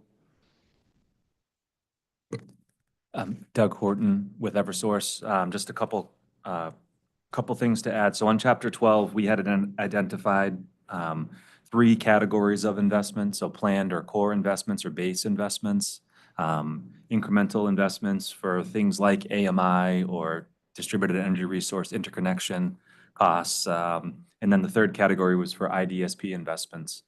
And so here again, we were relying on our experience in Massachusetts, which follows a very similar, if not identical, framework that we're contemplating here. And the way I think about it is, as I mentioned before, we've got a core obligation to serve our customers that every utility has, and will cover our, customer programs, our reliability programs, our age and asset condition replacement that we just know that we have to do. Generally, that's talked about in a rate case, but it would be refreshed here as part of the IDSP process. We're thinking of those investments as being covered by whatever is the base, recovery mechanism in place, which is part of the REO1 docket. And then there are potentially other types of investments. AMI is the example I keep coming back to, that's not contemplated in base rates and then could presumably have another mechanism in place to provide for cost recovery of those things. And then the third category would be investments that we would talk about within the IDSP. In Massachusetts, it's called the Electric Sector Modernization Plan, or ESMP, where we went and outlined the costs in all of these categories as we looked over the 5 and the 10-year period. But we identified additional projects and initiatives that were part of our ESMP, but not covered either through base rates or another mechanism. And basically, Eversource in the other Massachusetts EDCs presented different programs and initiatives that we felt are in line with the state's objectives for the clean energy transition. But we're essentially putting them up to say, if these are things that the department thinks are value add and should be pursued, they would need to have a funding source for them. So the long way around it is, or the short way around the long journey I'm saying, is that I basically identified the costs, the programs for each of the 3 categories as being base, core, as being incremental programs, not necessarily created by this IDSP process, but another initiative that needs to have a separate funding source. And then the third is being things as we look to say, what is the state of Connecticut looking to achieve from a clean energy policy objective, things that we think we could be doing to help to advance those goals, but for which need a separate funding source. And then we would need to have a revenue stream to accommodate either of them, any of those 3 categories, because we simply can't fund investments in any of the 3 categories without adequate revenues to support it. And so that's how we were thinking of the 3 different buckets in that chapter.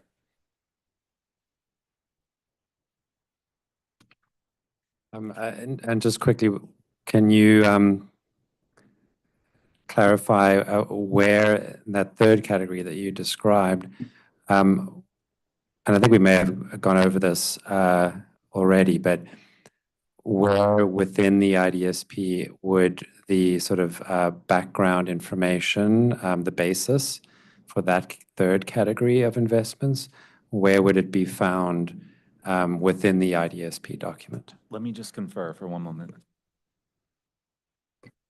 Yeah, so that depends in parts on what those incremental categories are, right?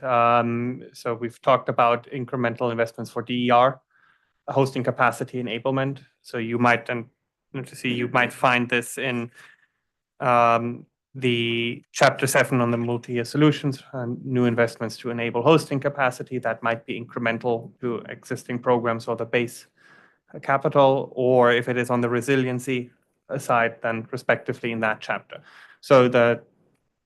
And I'm just making sure that I have the right numbers here. So chapter 12, right, ties all of those proposals from the various different chapters together and basically shows, as Mr. Horton has said, what's already what's the base, what's incremental from other programs that are not the IDSP, and what are we asking for in the IDSP to help achieve the state's objectives that would be incremental to everything else. So that ties all of that together, depending on, of course, like what that program might be, where those needs occur. That's in different chapters in the plan.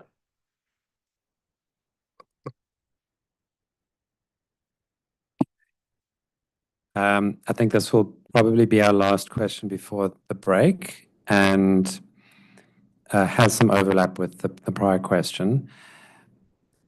Or again, for the EDCs, you state in chapter 12 that this would be a summary of the EDC's 5-year capital plans, and that there would be these 3 types of capital investments and O&M projects.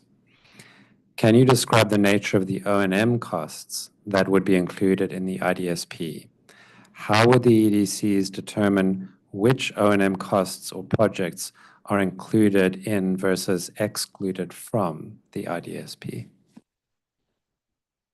So I think more or less same thing applies as on the capital side. If there are certain incremental initiatives that we feel aligns with the state policy objectives, that are not capital-based, but mostly O&M cost, we would include them here. And one example, again, leaning heavily on other jurisdictions, is in Massachusetts, there's a concept of a grid services compensation fund that we're testing out, where money is being made available to see how mechanisms would work to acquire services from DERs in the field, through control of a DERM system, a grid edge DERM system that might be dispatchable. So those are O&M costs that's paying out incentives to DERs on the system. We feel that's in line with the state's policy objectives to test that out, to develop solutions there.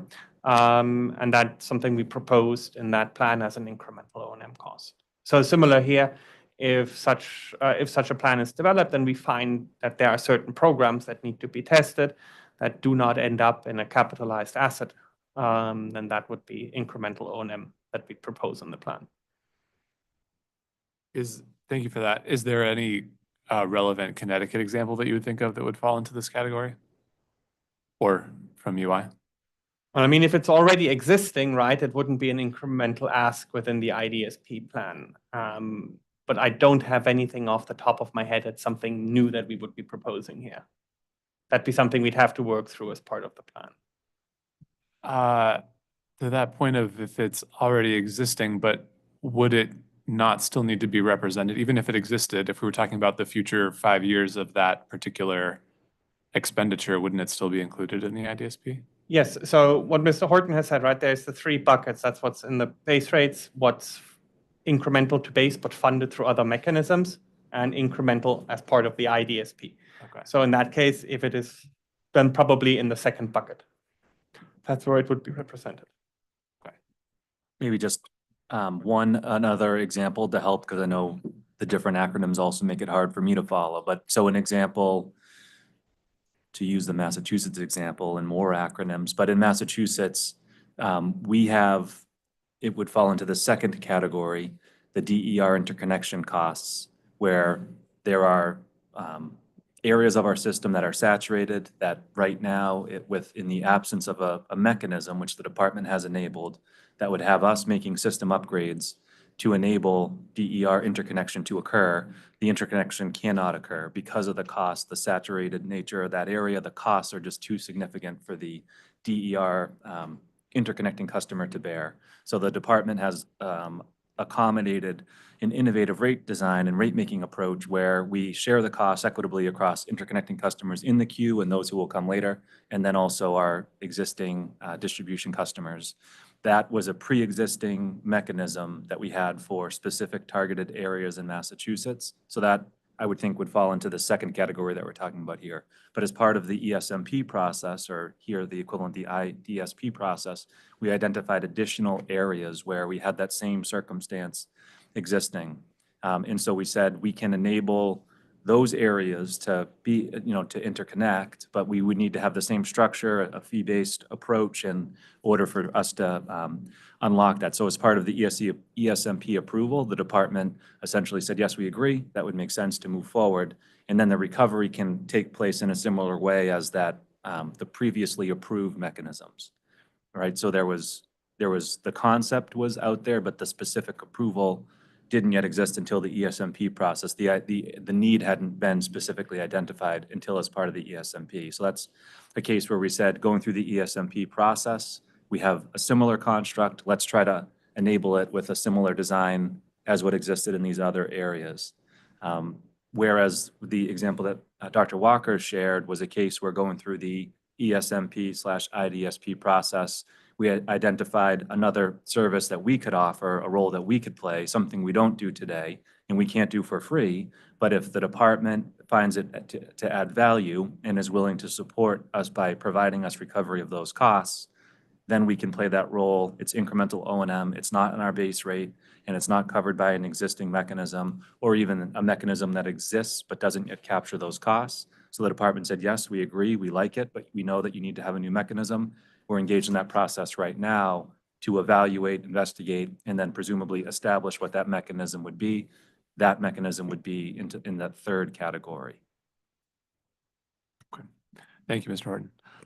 All right, with that, I think we're ready to take a break. Commissioners, if I'd propose we come back at 3:10 for essentially a 15-minute break. Sure. I'm sorry. I just want to follow up on Mr. Horton's Massachusetts example. So mechanisms, just trackers. Correct. Okay. Yes. You don't need, I don't know if you know off the top of your head, but how many between New Hampshire and Massachusetts, how many of those mechanisms are available to Eversource in your territories in each state? I don't have a number off the top of my head. There are several. In Massachusetts has acknowledged the need to have a revenue stream to support incremental investments. So in Massachusetts, we do have an AMI cost recovery mechanism for investments not included. Well, that Yeah, you can just say the mechanism. So it's advanced metering infrastructure. There's grid modernization. There's electric vehicles. There's that, we call it the SIP, Capital Investment Program, but it's the DER interconnection process.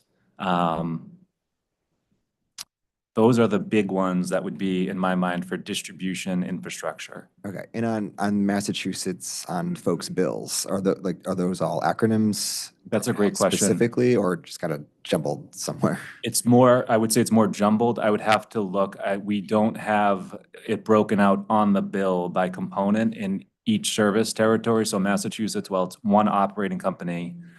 You know what? I need to stop. I don't believe it's broken out by each mechanism. It's bundled together, and then the details are available on our website, but on the bill, it's not itemized in that way. Okay. In New Hampshire, not as many?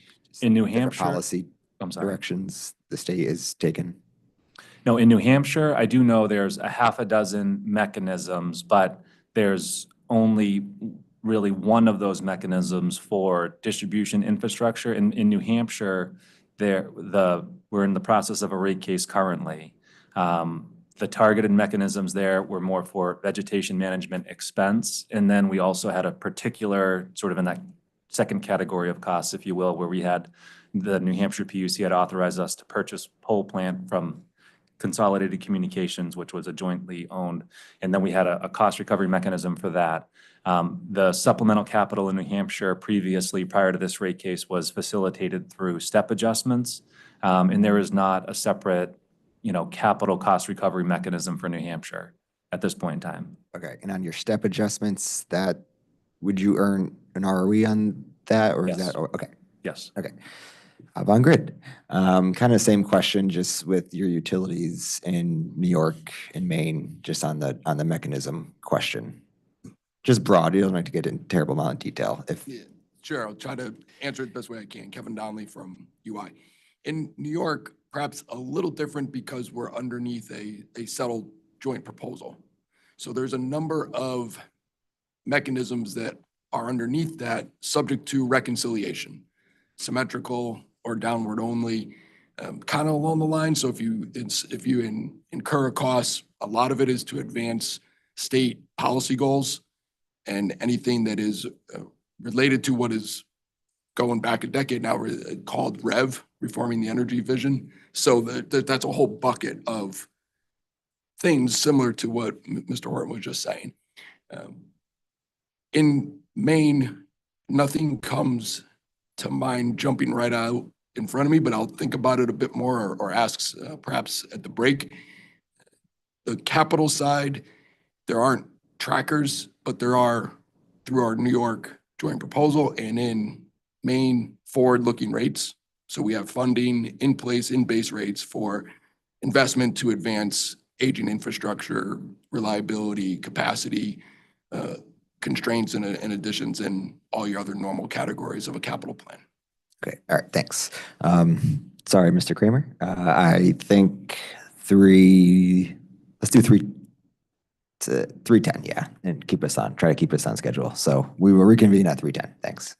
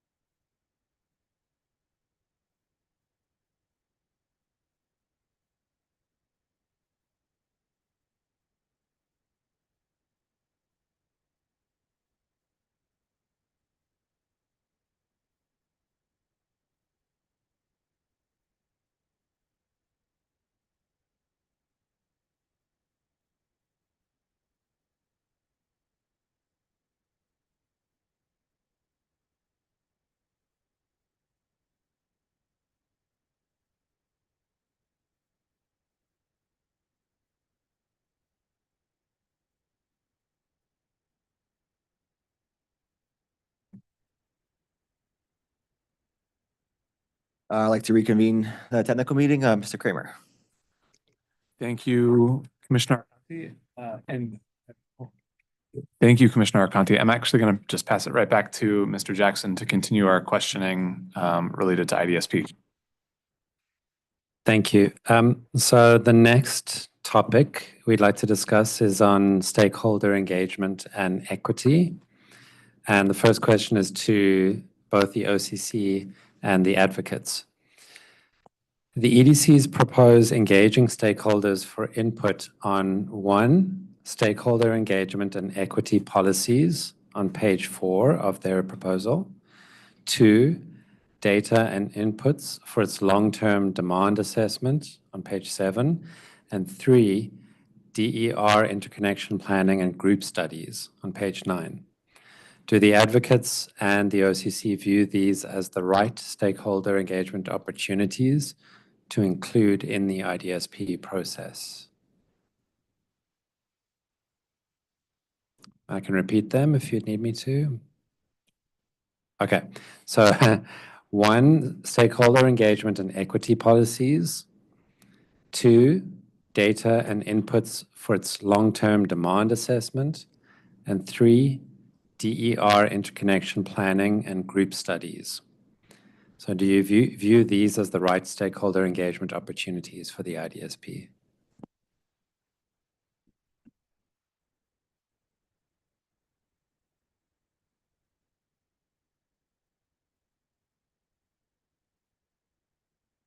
Lindsay Griffin with Vote Solar. Short answer, yes, those 3. Any opportunity to engage is we're fortunate to have.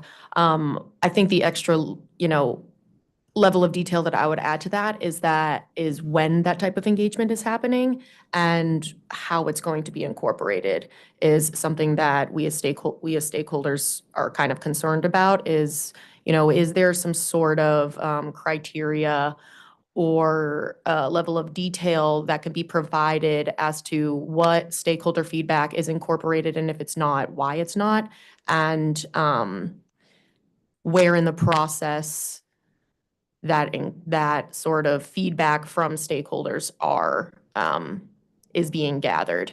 Also, the different types of venues. Obviously, we want to make sure that accessibility is a priority. Who is being, consulted, how many times, and what sort of venues that's happening in. Shannon Lawn with Conservation Law Foundation. I guess I would just add to what Lindsay was saying, and that, substantively, I think we think these are important topics to engage stakeholders on. I think I would have more questions about the process of stakeholder engagement and making sure that it is accessible to a broad array of stakeholders. I would also second what Lindsay was saying, something similar to a sort of a response to comments and explaining how stakeholder feedback is reflected or how it's informing the integrated distribution system plan would be really helpful. So there's an understanding of stakeholders, that their feedback is being taken into account in the process. Stephanie Beeler, RMI. Just to add on to what has already been said, because I think, yes, these are 3 areas that are great to engage stakeholders, agree that the timing is very important, and there should be at least 1 round of stakeholder engagement prior to the filing of the IDSP. Other opportunities for engagement could be around kind of hosting capacity analysis and any future programs and pilots that are considered as a part of the IDSP. I don't recall exactly which chapters those fall into. But. Just if I could add something. Jamie Talbot-Slagle with OCC. I do think that the manner and method of engagement with stakeholders is important. So maybe if there is a give and take, or if there are comments sought, that the EDCs would then respond to those comments in kind, so that we can have some sort of exchange of information and make certain that any type of stakeholder engagement is meaningful and is taken under consideration by the EDCs. Excellent. I'm Gerhard Walker from Eversource. So just to quickly respond to the comments.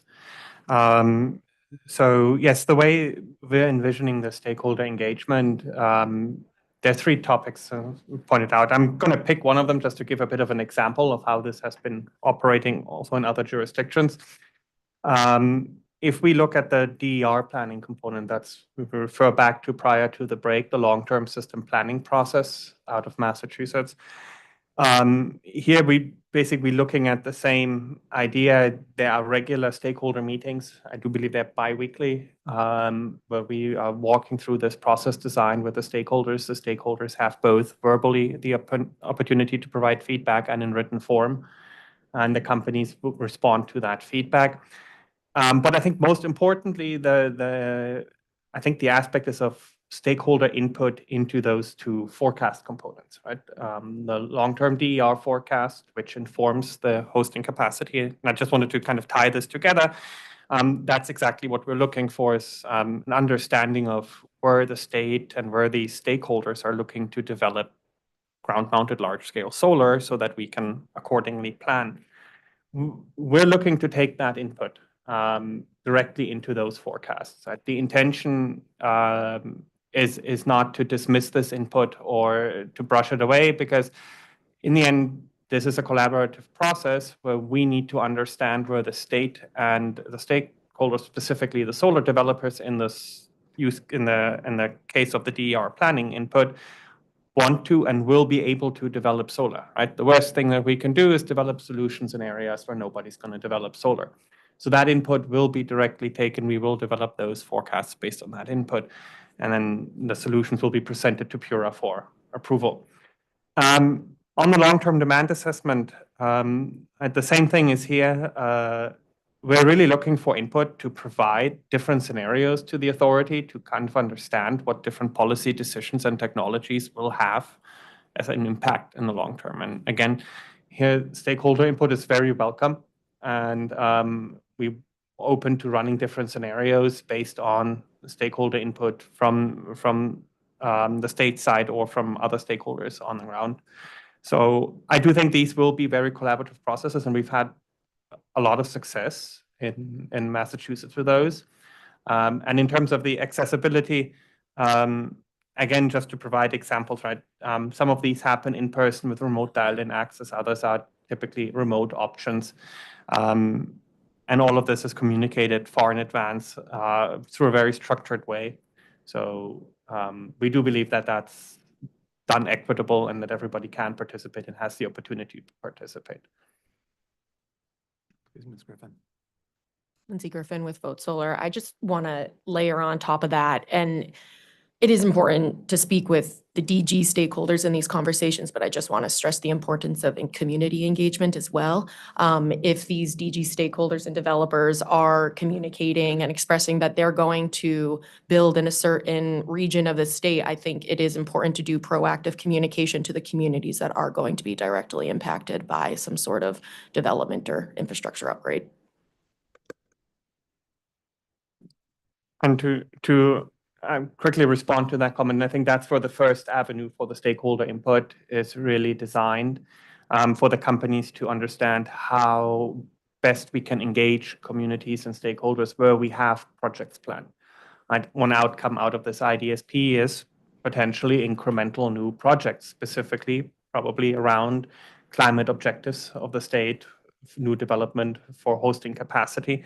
And so we're really looking for input here from the stakeholders on how best to engage these communities and do that communication with the community so they are aware well in advance of what is coming, and we're going in this open-eyed, and then nobody's left out in the open.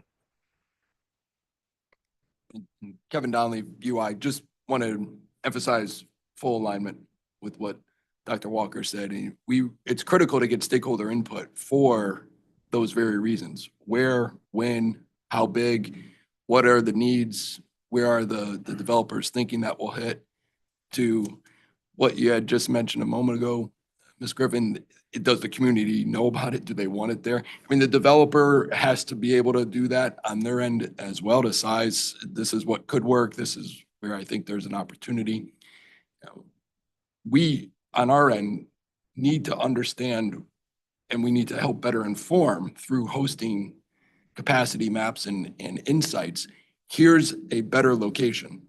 So you might be thinking you can bring on a large solar development in this spot, but we could say, have you considered over here?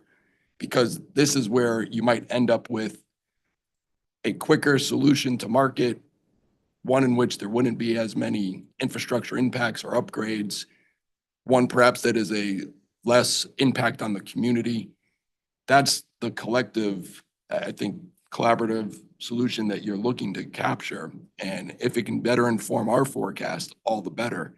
If not, we're sort of flying blind on our end. We can only use macro information, and we really need that direct input, is the way I guess I would say it, without being the one who's directly involved in that process.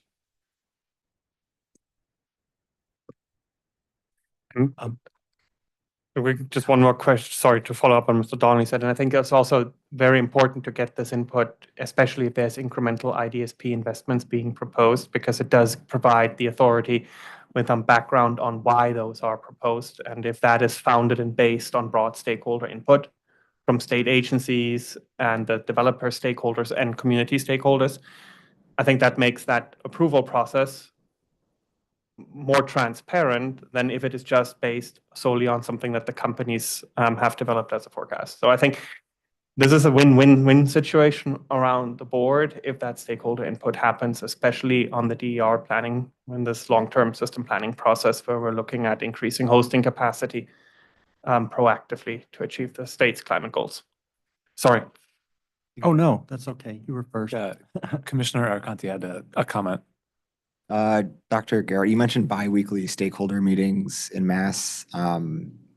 Who participates in that? Could you name some type of stakeholder groups that are participating in those? Of course, I just want one more quick clarification on the biweekly. So this long-term system planning process, these biweekly meetings are to establish that process. And then once that process is established, there is basically the creation of that long-term solar forecast that happens once, as it is proposed right now, once every ESMP term, and then the companies develop and provide the solution proposals, gets filed with the ESMP, and then it kicks off again once, right? So right now, this very high frequency is as we're developing the process. We're not looking to probably not sustain that high frequency through the 5-year ESMP process. In terms of who's participating, Mr. Martinez can probably answer that better than me, but we're looking from the state side at the Attorney General's office, the Department of Energy, the Mass CEC, and other state agencies. Then we have a lot of solar developers on there. Mr. Martinez, anybody else that comes to mind specifically? Oh, yeah, and of course, all the utilities are on this. So I think how many are there? Close to 30 people on those calls? Could be more. More, okay.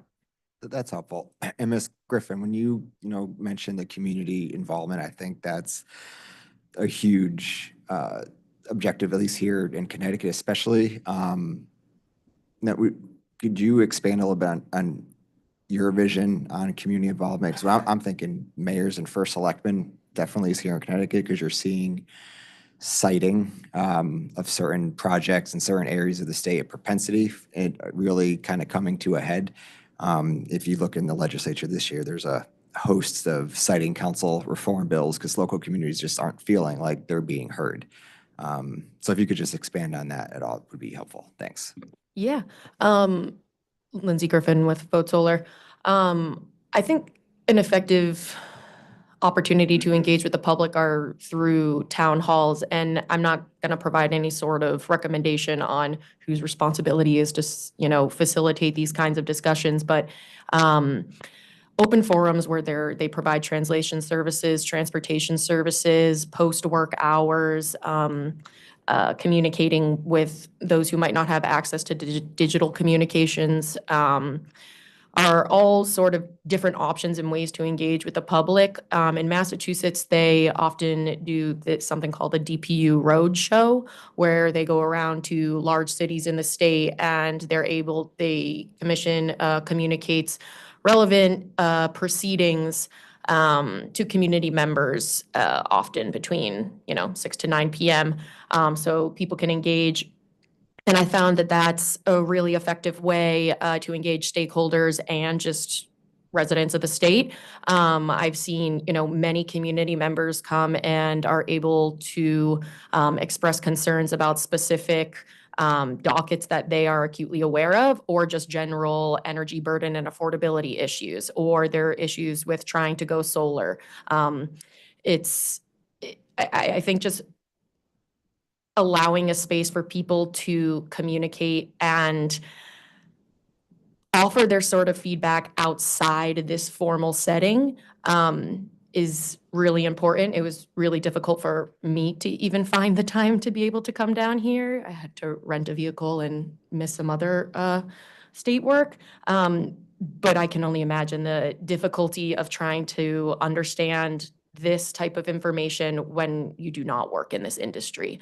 There's the difficulty of learning how to even read your own energy bill. So distilling information when it comes to distribution system planning and how it can impact individual households and ratepayers is crucial. And just, communicating in a way that they're able to understand it and communicate back, I think is important. Thanks. I wholeheartedly agree with that. We appreciate you being here, so thanks for making the trip down. Happy to be here. One more question back to Eversource, just on the stakeholder groups. Do mayors or their designees participate at all in the groups you're referring to? So I can only speak for, since I'm more actively part in the long-term demand assessment and the DER planning stakeholder groups. That's typically more on the industry stakeholders.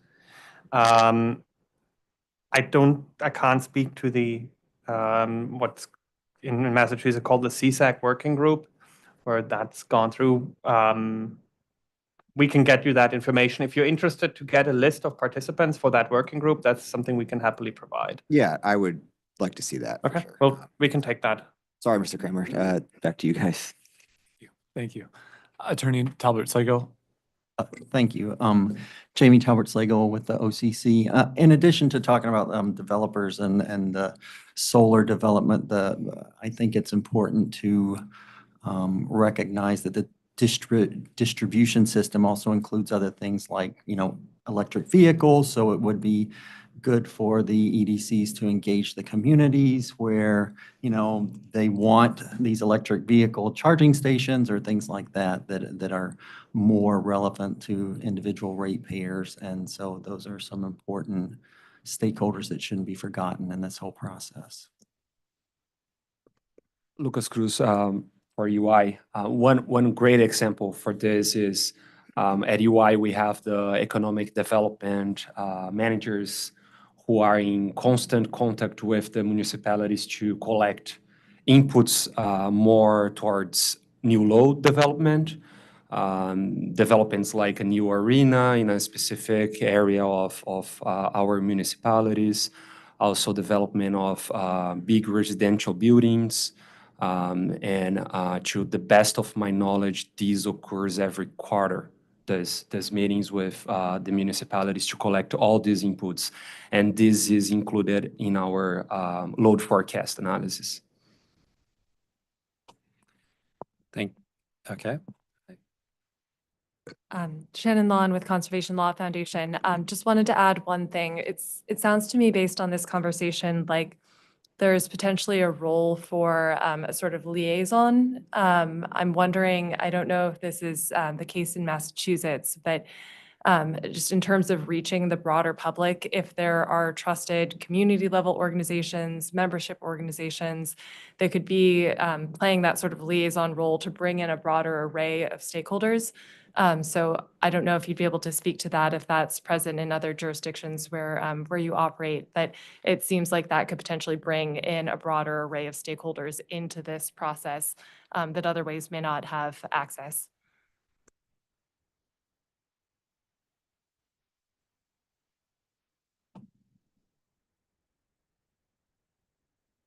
Thank you. So the EDCs, this is a question for the EDCs. You propose to include a chapter 3 in the IDSP, which is a discussion of stakeholder engagement and equity.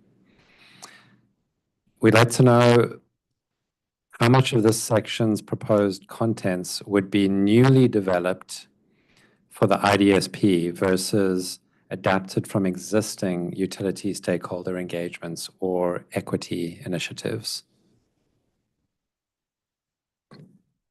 Gerhard Walker for Eversource. I think similar to the other chapters, right? The chapter will definitely include an overview of the existing initiatives. And as the companies see need, as we're going through the development of the plan, if there's anything that we feel that needs to be done incrementally to support the objectives of the IDSP, we would propose that. Giving a fixed, like split, say it's 50-50 new and existing, something at this point, we can't really do.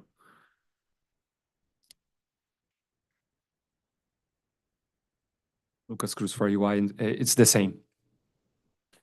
Do you have an example of an existing stakeholder engagement or equity policy that might fall under this umbrella? Or, yeah, I guess that would be relevant to include in the IDSP chapter.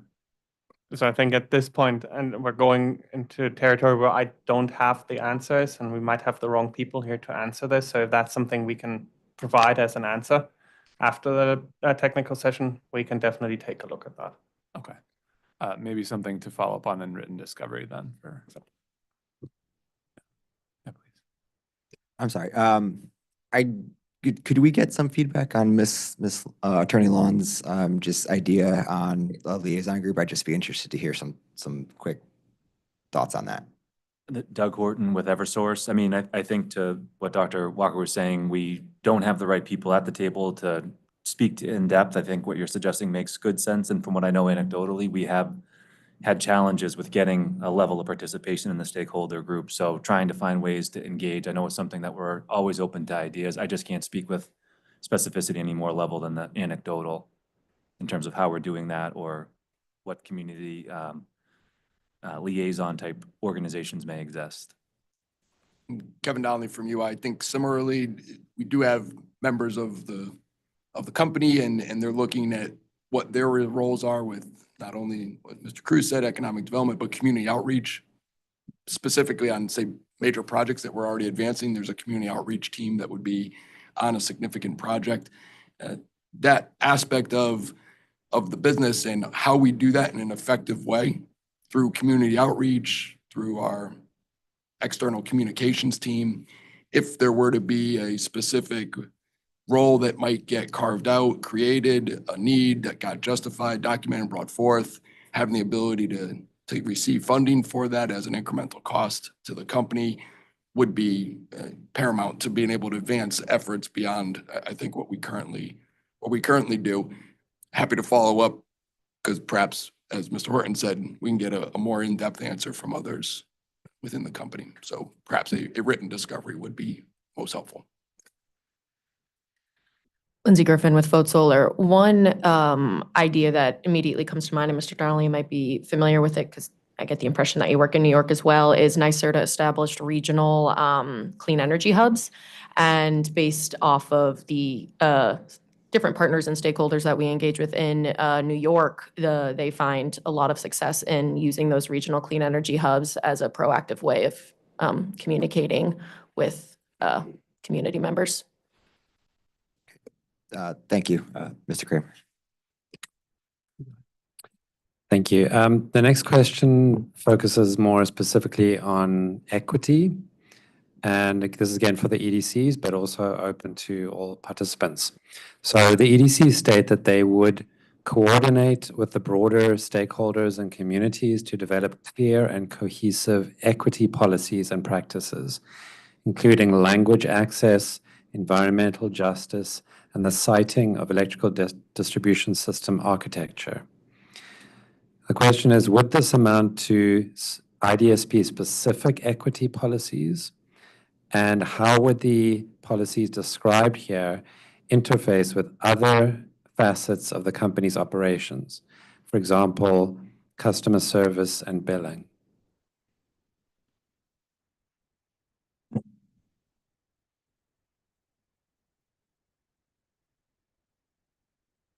Kevin Donnelly in UI.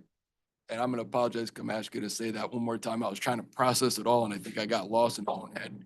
So if you can just repeat that again, might be Sure. able to better answer. So on page 4 of the EDC's joint proposal, they say that they intend to coordinate with the broader stakeholders and communities to develop clear and cohesive equity policies and practices, including language access, environmental justice, and the citing of electrical distribution system architecture. So the question is, would these be new IDSP-specific equity policies or not? And how would these policies interface with other facets of the company's operations? For example, customer service and billing. So, Tony, I'll take a first shot at this. Again, I apologize, we don't have probably the right people to go into full detail of this. But at a very high level, again, what's happening in Massachusetts with the CSEC working group, these programs and policies are being developed on how the company is going to do that engagement in the future. And the way this at a high level is going to work, anything that comes out of that working group that is above and beyond incremental to what the company currently offers and has, that is then part, essentially, conversely here on the IDSP side as an incremental effort. But that is what that working group is established for, where we just talked about the 3 working groups to really get stakeholder input on how that stakeholder engagement is going to look in the future. And is that what the EDCs are proposing here? Yes, so basically that we have the 3 items as you've laid out where we're looking for that input. Number 1 being exactly that item where we're looking for, it sounds a bit weird, stakeholder input on the stakeholder input in the future. Okay. And Kevin, now the UI, I would add on top of that, I think your question was around, would these be IDSP specific equity policies, if I followed it correctly? And without having the details, without being probably the best one to answer, the answer would be no. I think our company would be looking for overall what is in alignment with our values and what we promote and how we go about with having equity across the board and consistent with our customer service practice. I see this all being interconnected and united as one. Thank you. Thank you. Moving on to the topic of the IDSP document format. And this is just an open question to all participants, whether anybody has any particular considerations regarding the format of the IDSP documents that you'd like to raise at this point that hasn't yet been raised or identified in proceedings to date.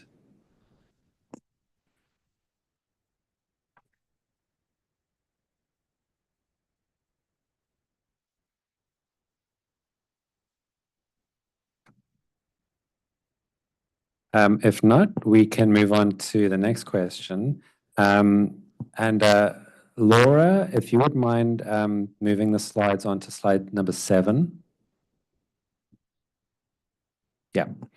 So we included this slide just to illustrate that in some of our proceedings to date, we've received materials from the EDCs that indicate that they use mapping in various ways in their internal planning processes. So, for example, the map on the left is from UI, and it was from one of the presentations in one of the technical meetings, and it indicates a forecast of projected loads in their service territory. The map on the right is from Eversource, giving a kind of a overview, a summary of, again, their service territory and some of the challenges that they face. And this is simply to illustrate that the EDCs do use maps frequently in their internal planning processes. And so the question is to all participants, whether could mapping be used in the IDSP to help achieve the objective of comprehensive and transparent system planning, what sections of the IDSP could employ maps to serve that objective? Juan Martinez, Eversource, and from experience in the Massachusetts ESMP, we have provided for project-based location maps, and obviously they'll vary depending on the different software that we use, but what we have provided is for every project, the communities, or at least a hot zone where the benefit of the project will be mostly seen. So yeah, there is some there is some flexibility of providing the location or a map showing the benefit of the project. And it actually benefits a lot the individual communities. Just personally, I have gotten feedback from the local communities because the plan is out there. It shows where the project is. It shows the communities that are going to be benefiting from the plan.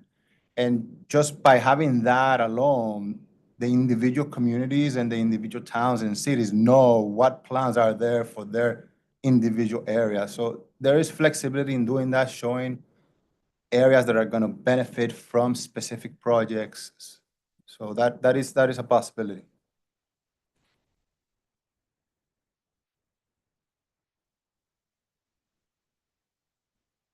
Any other comments on particular types of visualizations or mapping that would help advance the comprehensive and transparent system planning objective? As Mr. Martinez said, from the experience, we've provided different maps for project levels. We've provided maps in other jurisdictions that show the total impact of forecasts by region, and regional maps that show which parts of the system are covered in which. So there's a wide array of opportunity here. And I think it also depends a little bit on, in terms of what we're looking to convey, what the final structure of the IDSP looks like, and what information the authority is looking for in each of the chapters. So yes, it's a possibility. The mapping tools exist. I mean, there is some limitations at some point when we're going into critical energy infrastructure that will probably not be providing on maps. But aside from that, it should not be an issue. Attorney Long, did you want to add? Yeah, thank you. Shannon Lawn with Conservation Law Foundation. I think we would want to circle back with other stakeholders in terms of what would be most useful to the public. As a general matter, I do think that having mapping and visualizations is helpful to aid public understanding. And on that note, I think to the extent that this information is just included in a plan that is accessible through the PURA filing system, that few people will see it and benefit from it. So I think as part of this conversation, we have an interest in making sure that this information is readily publicly available, and having some sort of dedicated webpage on which you can access the plan, and also these sorts of visualizations and maps would be incredibly valuable.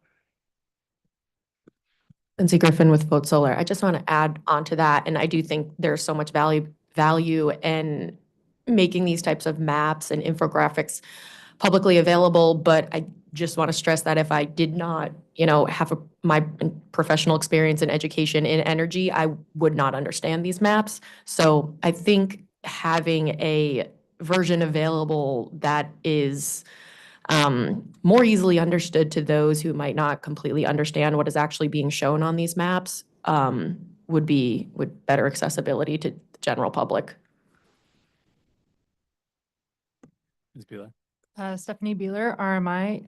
Yes, completely agree. I think the best location for these maps would be a website where it can be updated so it's accessible to the public. I guess a couple of other options would be showing where non-wire solutions are being implemented so that the public can understand if they might be, in an area where they can sign up for a beneficial location.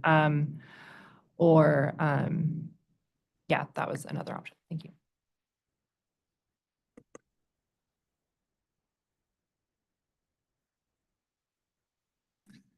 And Kevin Donnelly from UI, if you don't, I'm just curious as we're trying to brainstorm here. Quickly thinking through what Ms. Griffin, what you just said, do you have any thoughts, any recommendations on how to make a map like this more digestible? Reduce Lindsay Griffin with Vote Solar. A legend or a key that elaborates on the type of acronyms that are being used. I think, I don't want to say dumbing down, but putting in simpler terms what hosting capacity could be, identifying, what Ms. Beeler was saying, opportunities to engage in a region-specific offering. Yeah, I just try and think of things, if my mom could not understand this, that's kind of my litmus test. I'm with you on that. And I would be going like, okay, green, good, yellow, not so good, red, real bad. If I was doing that for perhaps my parents. Right. Thank you. Along the theme here, we talk a lot about outcomes that we're trying to achieve here. For this particular point, I mean, is your mom actually going to be looking at these maps? Not personally, but I mean, how many moms are going to be looking at these maps? I mean, what's the outcome we're trying to achieve here in terms of both transparency and engagement? Is there some critical mass that it matters, or we get a few at first and then they all fall off? Because it's a lot to cover. It's a lot to follow. You don't get a lot of interaction with, the municipal leaders, and they just don't have time. There's capacity. We have trouble getting them interested in coming to the emergency preparedness meetings that the utilities are required to provide every year. And you're lucky to get a handful of them to show up, and they try to actively reach it. So what is the actual outcome we're trying to achieve based on the resources we're being asked to present here and expend, other capital, whether it's intellectual or manpower? Right. Lindsay Griffin with Vote Solar. I recognize using my mom wasn't the best example, but I think engaging, I think it's more important to focus, or just equally as important to focus on those who want to be participating in these discussions but don't have the resources or capacity to do so. So my immediate thoughts would be college students who are using these as research projects, municipal town employees who might be considering hiring an energy manager, people who are early in their careers or entry-level positions that work in these type of fields, who maybe don't have access to additional education or any type of learning that would, cost money or additional time on top of what they're already pursuing. People in our, even, in this proceeding, the other organizations that we engage with, there is a major learning curve, and it does discourage us sometimes from speaking up or speaking honestly. And so being able to communicate it to all different levels, I think, was the message that I was originally trying to intend, because I don't think that most people in this industry are going to comb through these presentations and look at these maps, but there are a certain select number of organizations or community members, groups, nonprofits who do want to be engaged and have interest in this, but maybe feel discouraged or intimidated by the way this information is presented. There's no doubt about it. Get the point. And if you could flesh that out further in subsequent written comments, that would be really helpful. And again, just so we can identify what is it we really need to get to. And that was very helpful, what you illustrated, some of the groups that might be interested. Let's flesh that out and I try to identify and narrow down what we really need and what they need, and not overdo what just isn't necessary. Yeah, Great. I think it's really another really good point is to, and I think the OCC and RMI were getting into this maybe a little bit, is about all this intersectionality of stakeholders. I think about the people who aren't at this table are multifamily housing providers, large energy consumers such as hospitals, again, universities. This directly impacts them, but they don't have the resources, I'm assuming, or bandwidth to engage in these conversations. So we do want to try and gather their feedback. So we do have relationships with community groups in Connecticut that I'm more than happy to reach out to and try and provide more information. Did OCC want to comment on this? Yes, I had a comment.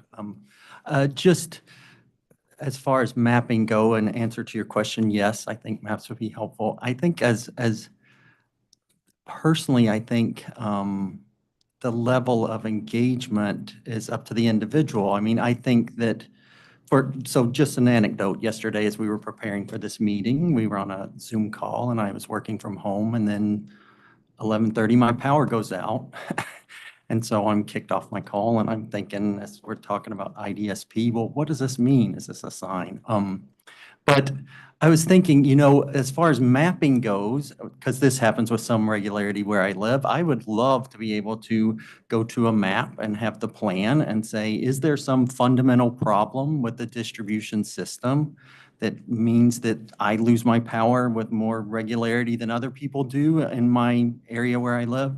So it would be nice to be able to look at that and say, is there something, is the EDC doing something about this? Is there a problem? Are they aware of this problem? So I do think, I think that I agree with Ms. Griffin that, you know, but I'm more savvy consumer of electricity than most people, but I do think that lots of people are interested in that and would like to know, is my community scheduled for something? Is there something they're going to do here? So the more accessible, the more interactive, the more, you know, layers that you can take on or off, or look at it in a different way that works for you, that would be very helpful to the consumers or to any other stakeholders. And so that's just personally what I would like to see. I think that'd be great, but I know that that may be more expensive and impossible than I would imagine. Thank you for the comment. I want to move us on to our next topic, but I do see Dr. Natako up at the podium. So Dr. Natako, if you'd like to comment on this topic, and then we'll move on to discussing reporting timelines. Dr. Natako, could you make sure the microphone is on, and could you also please identify yourself? Is that on now? Better? No? Could you hold it up? Better now? Yes. Okay, perfect. Ellie Natako from Eversource.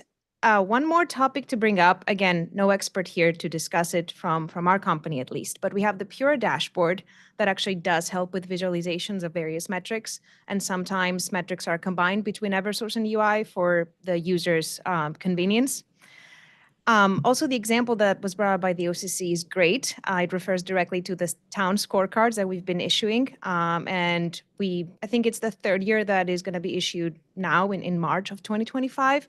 So we've taken iterations, we've taken steps to kind of explain what these engineering terms mean of a SAIDI, of a SAIFI, of a CAIDI, comparisons of each town to the state average. So, you know, a town like Hartford, that's a very underground, would show up as better. Other towns obviously are going to show up as worse. That's how averages are made. So a good example of different levels of interaction. We've heavily advertised this. We sent email blasts for this. This is part of RE08. It still doesn't drive a lot of traffic. All traffic directed to scorecards is through those email pushes, not individual searches for it. And it's still below single-digit % of traffic to our website. That's all. Thank you. Thank you very much. All right, we'll move on to our next topic, which is to discuss the reporting timelines related to the IDSP. Thank you. Yeah, slide 8. And this question is for the EDCs. On page 12 of your joint plan, you propose that the IDSP take effect 18 months after its submission, saying, quote, in order to provide Pura, OCC, interveners, and the EDC sufficient time to engage in detailed discovery and hearings. Can you expand on what these proposed activities between when the IDSP is filed and when it would take effect 18 months later are? So I can kick this off quickly. Gerhard Walker from Eversource.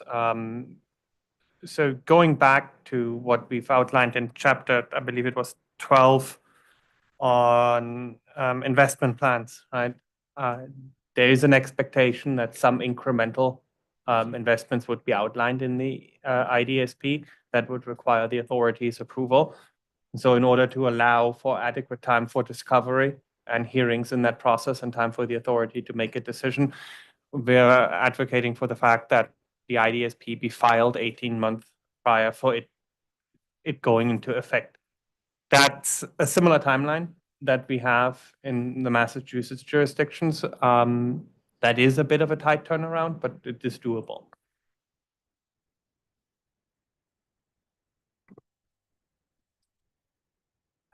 Thank you. The next question is for Eversource. In your response to interrogatory UPA 22 on January 24th, 2025, you state that publishing the IDSP on a 4-year timeline, quote, does not consider the level of detail the EDCs would be required to provide as part of their respective IDSP submittals, which makes a 5-year filing cycle more practical and productive, end quote. Can you please explain how a 4-yearly publishing frequency would affect the level of detail that you would be required to provide in an IDSP, and why you believe a 5-year publishing frequency would be more practical and productive? Of course, Garrett Walker from Eversource. So this goes back to my earlier statement that I made a bit too early for the discussion. And if we think through these timelines, we start from effective date of when incremental funding is approved and the company can go deploy. So we say 18 months from filing date. So that's 1.5 years. And we've gone through this discussion that I mentioned earlier. We are going to need time to prepare the document, that propose all the plans. Then prior to that, the forecasts need to be created. Again, we were just talking about the stakeholder inputs, right? So we're going to have to sit down with the stakeholders on the long-term demand assessment, on the solar forecasts. All of this takes time. And if we add this up from start to finish, this is a multi-year process. And we simply run the risk, if we do not keep adequate time between the filings, that you have an overlapping of these processes. Right? You essentially have to kick off the forecasting stakeholder engagement, for example, before PURA has issued a decision on the previous plan for that to go into effect.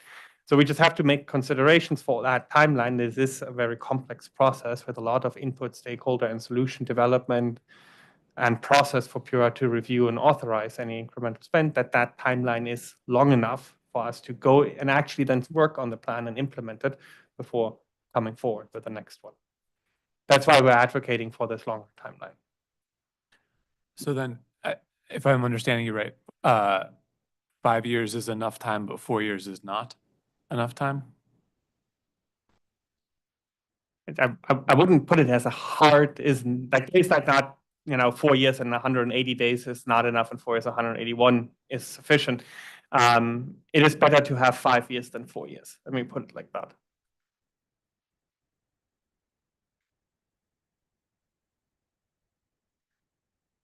Does UI concur with these views or have a different opinion? Lucas Cruz for UI. We have the same opinion. A 5-year cycle would allow us to develop more detailed engineering studies. Just a matter of an example, it takes a couple months or 3 months of an UI planning engineer to analyze and run a comprehensive area study for one of our stations. And we have, for example, 28 stations. So depending on resources availability at the distribution planning team, we would need to have multiple years to cover the entire service territory. And I would say this is even worse for Eversource because their service territory is larger than ours. So to have a comprehensive integrated distribution system plan developed and shared with the communities and with PURA and all the stakeholders, I do agree that a 5-year cycle is the best approach. Anything shorter than that would make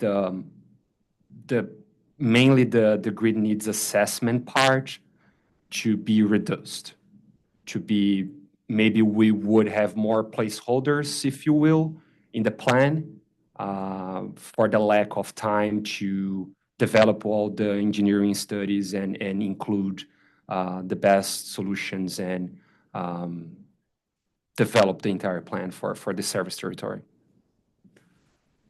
I appreciate that. I'm wondering how ultimately we could balance the operational need and efforts required to plan with also in the interest of, aligning performance-based regulation in Connecticut, the fact that in docket 210515 REO 1, related to the revenue adjustment mechanisms, the multi-year rate plan timeline is currently proposed and to be a 4-year multi-year rate plan. And so the benefits of aligning with the multi-year rate plan schedule, aligning the IDSP with the multi-year rate plan schedule, are evident, I think, and I understand the challenge of having additional time to develop the IDSP, but how can we find the right balance between those competing priorities? Sorry, was that to everybody? Yes, I think we started with the EDCs with the specific proposal that was in here for 5 years. So if you'd like to start, Mr. Horton, please. Sure. Doug Horton from Eversource, and I completely agree with what you're saying in terms of the objective. I think the way that I'm thinking of it, and if we take a step back, is that the two things should be working in tandem for sure, meaning a rate case and any cost recovery should take into account the IDSP planned investments and prioritization process. They need to work together, and that's one of the fundamental, pieces of feedback we've had in these 3 reopeners from the beginning. So I completely agree, but I also feel that they don't necessarily, that doesn't mean they need to be on the exact same calendar, and it may not be practical for them to be.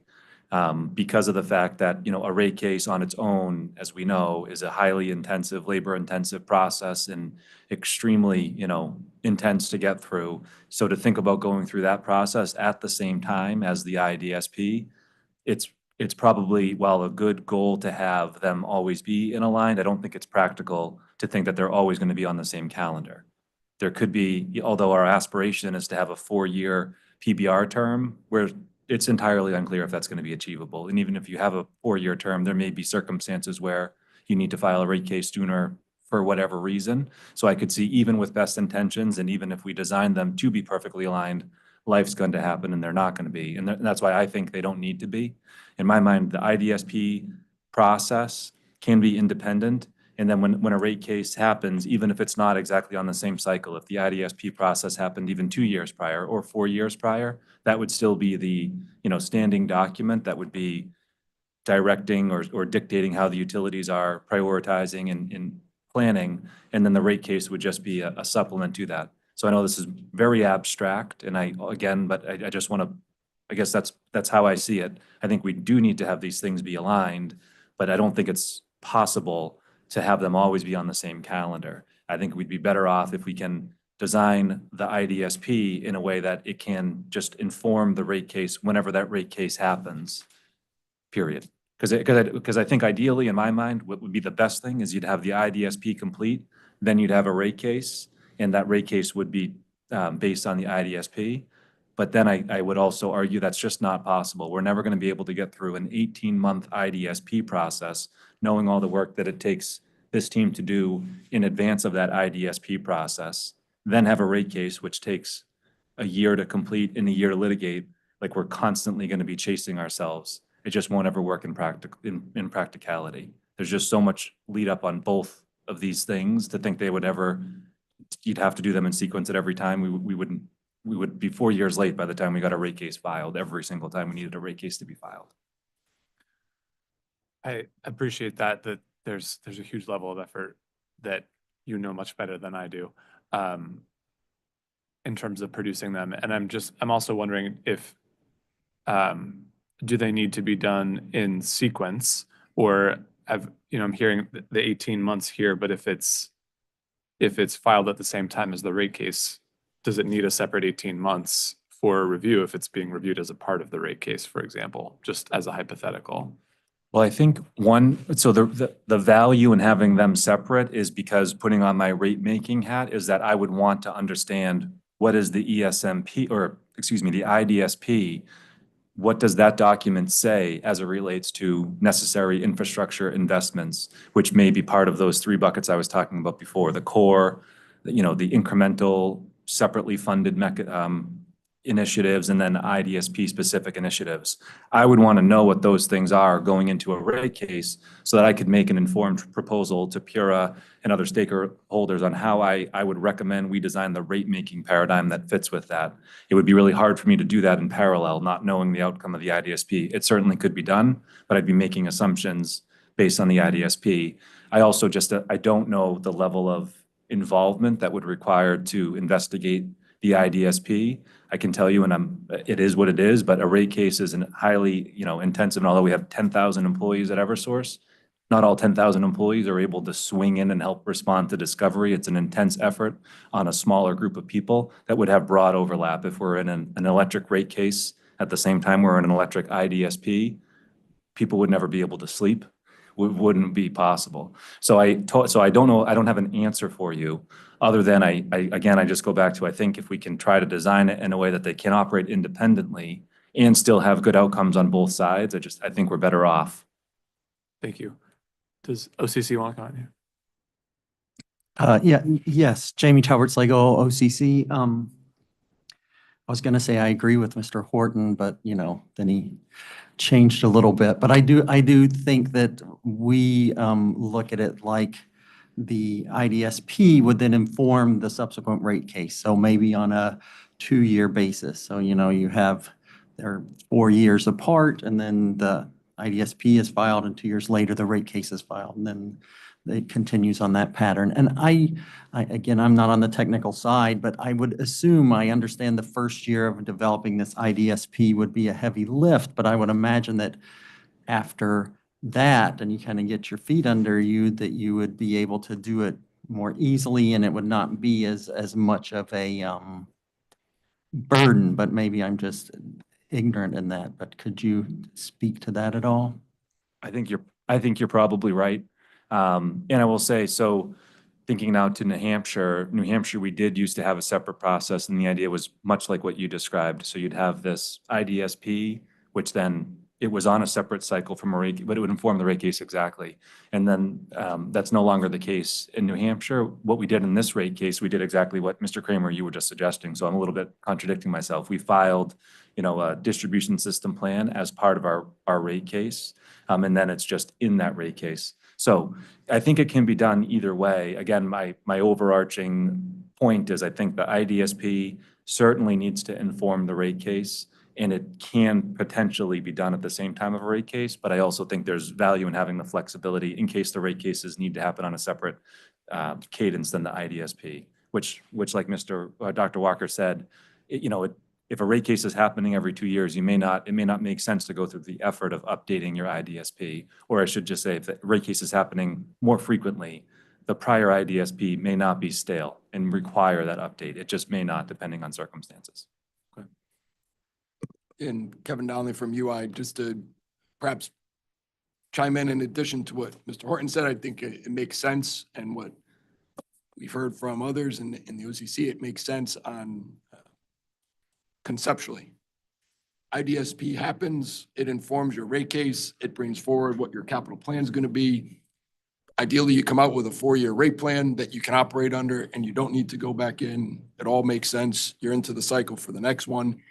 A part that I can't comment on, because I just don't know how this is going to evolve, is how intense the IDSP will be with engagement. So I hear what you say, Mr. Kramer, about putting both together. I do know rate cases, very intense. And the IDSP, if it's a lot of stakeholder engagement and community involvement, or answering a lot of questions and taking into consideration and then reworking plans, that then changes what your capital requirements would be and what you would bring forward. That may not work in a 1-year time frame of adjudicating a rate case. Just me thinking out loud. without a doubt, it should inform the rate case. You may be on a cycle where you start with your last IDSP, and then you identify, here are the changes from the IDSP. And you go through those in a rate case. Make it up. We're 70% aligned and it's no change. These other 30% things, there's new emergent needs. Something became relevant with new information. We shifted, we changed course. Mr. Cruz will tell you his team's doing area studies every year. One substation that might have looked like a priority or one circuit that could have looked like a priority no longer is 2 years later because something unforeseen has happened or new load has shown up in a quicker way from the solar community, the electrification on EVs, for economic development, anything that could shift and change your directions. So I think you just need the flexibility. I'm not sure it would make sense to be completely locked in right now, as opposed to saying, let these cycles happen. IDSP is going to be the basis. It will inform your rate case. Have the opportunity in a rate case to shift off of that if it makes sense, to explain it, to justify it, to document it. It's always going to be about your needs assessment, solution analysis, your cost validation for any capital plan that you bring forth as a way to establish the rate-making aspect of how you will fund the investments that then advance what your integrated system plan ultimately can achieve, because it's cyclical. Right? It's going to feed itself. Rate case will then inform perhaps the IDSP. You were able to achieve X because of the level of funding you had. You weren't able to achieve Y. You need to reset what your system plan looks like. Please. Lindsay Griffin from Vote Solar. Just to chime in here, I generally agree with all the points that have been made, but conceptually, I do understand aligning them, but I also would be remiss if I didn't mention the sort of strain of resources that simultaneously pursuing both of them at the same time would be. If I had the option, to participate in a rate case or an IDSP proceeding, I could not do both of them. And I'm sure that is true for other nonprofits or other stakeholders, but then also the strain that it puts on state employees. I have worked at a utility commission before and understand that there are statutory timelines that these need to be reviewed by, and I just would hate if that took away from the effectiveness of the individual proceedings. Just, would it be Ms. Griffin, would it be a strain on stakeholder participant time, resources, if, however, I think one of the permutations of the filings that has been discussed here is to prepare the IDSP in advance of a rate case so that it is filed with the rate case. So therefore, the preparation of the IDSP, the actual process that would involve stakeholders and development of the document would precede the rate case. So then the rate case 350 statutory days would follow thereafter. So in that, one of the scenarios we discussed, is that nonetheless the same sort of drain on resources that you were just pointing out?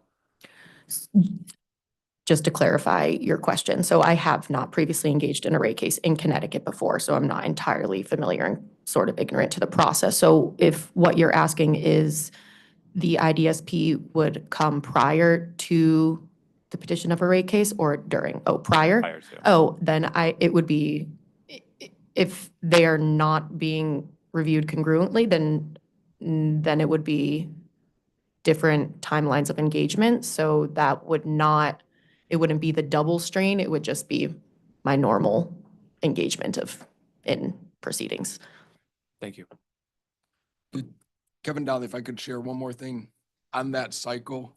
If it were to be happening before and then inform, I think Mr. Horton commented on this, the preparation of our rate case, we don't turn those in a day, a week, a month. So if the IDSP were to, let's say, go final today, and it's now basically the start of February, you're looking forward perhaps like 6 months before a rate case could be submitted for the preparation to have that be properly reflected in your overall rate-making plan, the development of the revenue requirement, your financing structure, what programs go in, what goes out, so that there is some natural lag that would occur between when the IDSP is finalized and when a rate case could come, then the 1 year for the rate case to be completed, then your next cycle, you're more or less like feeding back into the start of your IDSP on the back end of that again.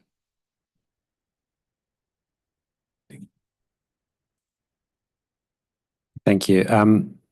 Laura, if we could go to the next slide.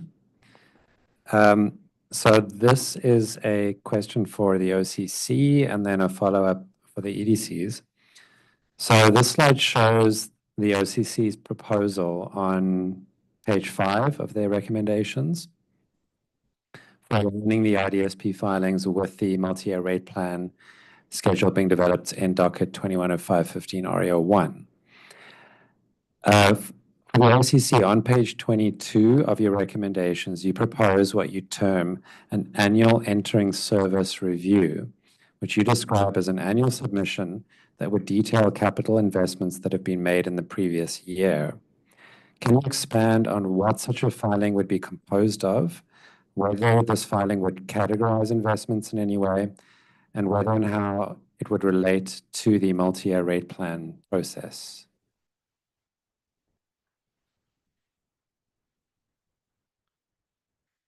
Stephanie Beeler, RMI. Yes, so I think the annual entering service review would not necessarily directly relate to the multi-year rate plan process. This would be a retrospective look at what actually entered into service and how that compared to the annual plan for the previous year. So just identifying any variance that might happen from the grid investment plan and why that might have occurred. In terms of what's included, I believe we would like cost categories. I don't know that we have a specific set of cost categories that we would propose, but ideally it would be descriptions of the projects, the capital, O&M costs involved if appropriate, materials, and then written descriptions of what the projects were for and why they were required, and mostly how they might have differed from the plan that was filed for that upcoming year. Was there another component of your question I didn't hit? No, I think that's that did answer the question. If you have nothing further, I have a related question for the EDCs. On page 12 of your joint proposal, you propose updating stakeholders and PURA on an annual basis through a standardized annual report format. Can you comment on what information could be included in such a report? How it might be different from the main IDSP document, and how it might relate to the proposal that we've just heard from the OCC. So Gerhard Walker from Eversource. I think the intention here is if we file such an IDSP and which has, for example, incremental approvals requested and then approved by the authority, that this annual status update provides updates into how these projects and programs that were approved as part of the IDSP are progressing, right? So this could include information on capital projects that are undergoing that were approved as part of the IDSP, or if programs are approved, how those are going. If stakeholder groups are being proposed and then funded through the IDSP, then updates from those stakeholder processes. Again, an example from other jurisdictions, from Massachusetts specifically, and updates on, for example, the stakeholder engagement for the long-term system planning process is something that we are including in these reportings. That just provides, as we're saying, this is every 5 years, it provides annual snapshots of how everything that was proposed in the previous plan is progressing, to give PURA and other stakeholders the visibility into what the companies are doing with those approved funds. And Kevin Donnelly from UI, I guess the way I just want to make sure I'm framing it correctly in my head too. In REO1, we talk a lot about the multi-year rate plan, a funding mechanism that could be put in place, a capital tracker. So I'm going to answer this assuming that there is funding available and that the revenues for capital investments do exist.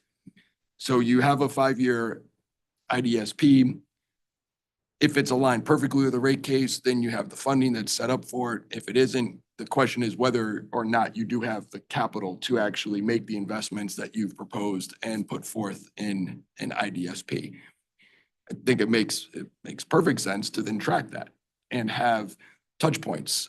Could be through annual filings and could be with meetings. It could be with quarterly updates. Along the way, I'm thinking of some of the things we do in New York where we do provide quarterly reports, but an annual, really more refresh of what the plan looks like and the variances over a plus minus a threshold.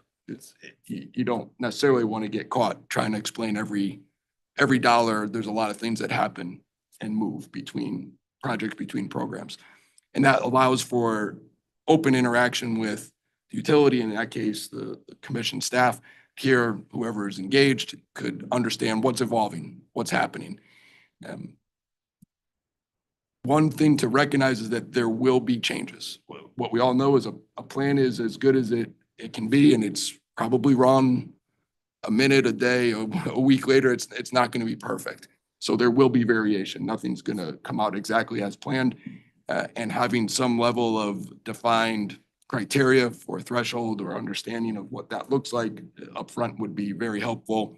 If the projects that are included within the IDSP are authorized and the company's got the money to move forward with them, and you know that there's a recovery mechanism on the back end of that that can provide for it, then we should be executing on that plan. Thank you. So I'd like to move on to the final topic and just 2 more questions. And on the slide is we will get to that question after the following question. So this question is for the advocates. In your comments dated November 19th, you recommend a variety of metrics that could be considered to help connect this docket with docket number 210515 REO2 regarding performance mechanisms.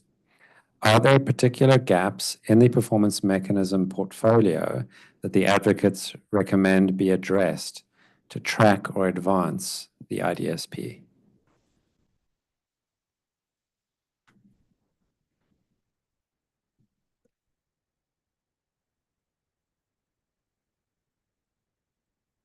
I think that Lindsay Griffin with Vote Solar.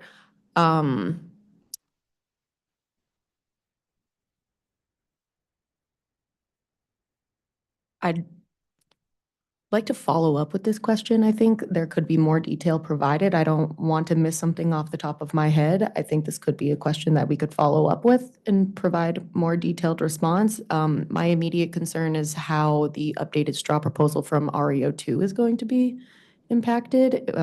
Whenever that might be released, that could inform our response to that question. Appreciate that. I think it's something we could follow up with in written discovery. Thank you. Without specific recommendations today. Thanks. Great. And now the final question in reference to the slide on the screen, and this is to all participants. In what way should the IDSP document leverage, if at all, relevant data and reporting in other dockets or with other government entities?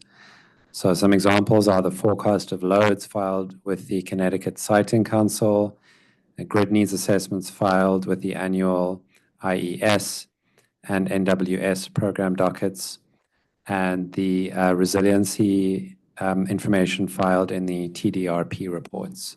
So any thoughts on how the IDSP could leverage these existing IDSP elements? Gerhard Walker from Eversource. I'm going to at least start on a couple, and then I'll have my colleagues chime in on other items. So, I mean, we've already talked a bit about the non-wires, right? So we do think that for all the projects identified in the IDSP, which have undergone non-wires, we'll definitely be including all the information from that process, whether they've been selected or not selected, and as to why, right? That reporting, definitely. Hosting capacity information we've discussed as well. We'll probably be including that as well in the IDSP. And then just generally, right, reciting, we do see this tying together a lot of information that's out there into a single document. So where information is made available that helps tell the story in the IDSP and helps paint the picture of where the companies are going with their proposed investments in the IDSP, we will definitely be including that information.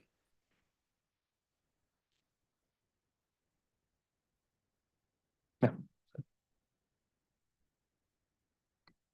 Another side of the question, maybe, this is not necessarily an exhaustive list on the slide. Are there obvious gaps that folks would identify that say, it's immediately obvious we should be including the information from 171203 RE08 in some aspect just to continue to build out these connections?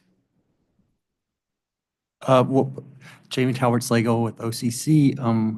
One that comes to mind is just 220629 REL1, which is the interconnection docket, and some of those group study results, because I think that would inform how the IDSP, what the hosting capacity is and where developments and some of the costs related to that. But I do think that, the way I think, and Stephanie can certainly correct me if I'm wrong, but I do think that the IDSP should be more of taking all of this data and incorporating it so that it's kind of one-stop shopping, basically, so that people can get a good glimpse of what's going on and what the EDCs are thinking as far as how they're going to develop their system. And then that would give us, take a lot of this information and synthesize it into something that's digestible and available for stakeholders and regulators and other interested parties to see it at a quick glance. And Doug Horton with Eversource. I think I agree. I want my colleagues to chime in. I think I was thinking of it more of overlaps instead of gaps, that there is a lot of duplicative information that, depending on when you look at whatever it is, the non-wire solution compliance filing or the 5-year capital plan as part of the SFRs or this, there's a lot of information that we're providing, which might be different because it's at a different snapshot in time. So it could lead to some confusion, which is kind of why I started where I did around if we could have the IDSP be a standalone process, and also being mindful to there is a ton of compliance that all comes at a cost of stakeholders' involvement and engagement and resources of the companies and things. So, but I see more overlap than gaps at this point, I guess, to succinctly answer. But Juan Martinez, Eversource. I do want to caution of having the IDSP to be everything, because if it's supposed to be a plan for, integrated plan that all stakeholders are going to look at, maybe referencing other dockets or, where they belong or what dockets do or which dockets has which information in the IDSP is more useful than just putting everything in there, because the last thing you want to do is end up with a 1,500-page document that nobody's going to read anyways because it's too big. So just caution, just be mindful. Let's be mindful of what do we really want to include. Is it a plan for integrated distribution system planning that you can understand and digest in, let's say, one reading? If that is the case, how much information do we really put in? Lucas Cruz, UI. The way that I agree with Mr. Horton's comments on the overlaps instead of gaps, I believe that we need to, of course, use the criteria defined on RE08, non-wire solutions, and apply the criteria on the IDSP, on the development of the plan. So the criteria will be embedded in the IDSP results. But I do have a huge concern with the best use of the company's resources on the multiple compliance filings that we are responsible for. And I don't believe it's a good approach to file compliance data on one docket and then also file in the IDSP. My view of the overlaps are, again, we will use what is being defined, what is being governed in other dockets to develop the system plan, the distribution system plan. But the several different compliance filings do take company resources to manage, to work on the very specific formats that are being asked in several different dockets. So I do believe that we need to think on an efficient way. And my opinion on the efficient way is we used what is established, the criteria that was established on different dockets, apply the criteria, and this will make an effect on the solutions that we will include in the IDSP. But I do not want to duplicate filings or file the same information in a different format to include in the IDSP and make this the one big filing every 5 years to consolidate everything that is being discussed in several different dockets at the same time. Ms. Beeler? Yes, Stephanie Beeler, RMI. Yes, just to add on to that, I agree. I don't think we want this to be too much of a document or too big of a document. Where inputs are relevant, they should definitely be considered. And I definitely think just thinking of these overlaps to the extent that the formats and categories can be consistent when thinking about non-wire solutions, costs and benefits, RE08 costs and benefits. Yeah, the definition of a peak load forecast, the level of granularity with regards to geographic areas, that will make it simpler to coordinate across these different dockets. So that should definitely be kept in mind. Thank you. Okay. Thank you. I think that's brings us to the end of the set of questions and the agenda for today. So the next piece is simply to say thank you for your time and ideas and participation today, and to also just emphasize to please stay tuned to the docket for any further schedule updates, also for some of the discovery that we alluded to today that we'd follow up on. And with that, Commissioner Arconti, we're all set. All right. I echo Mr. Kramer's remarks, and we are adjourned. Have a nice evening, everyone. Thank you.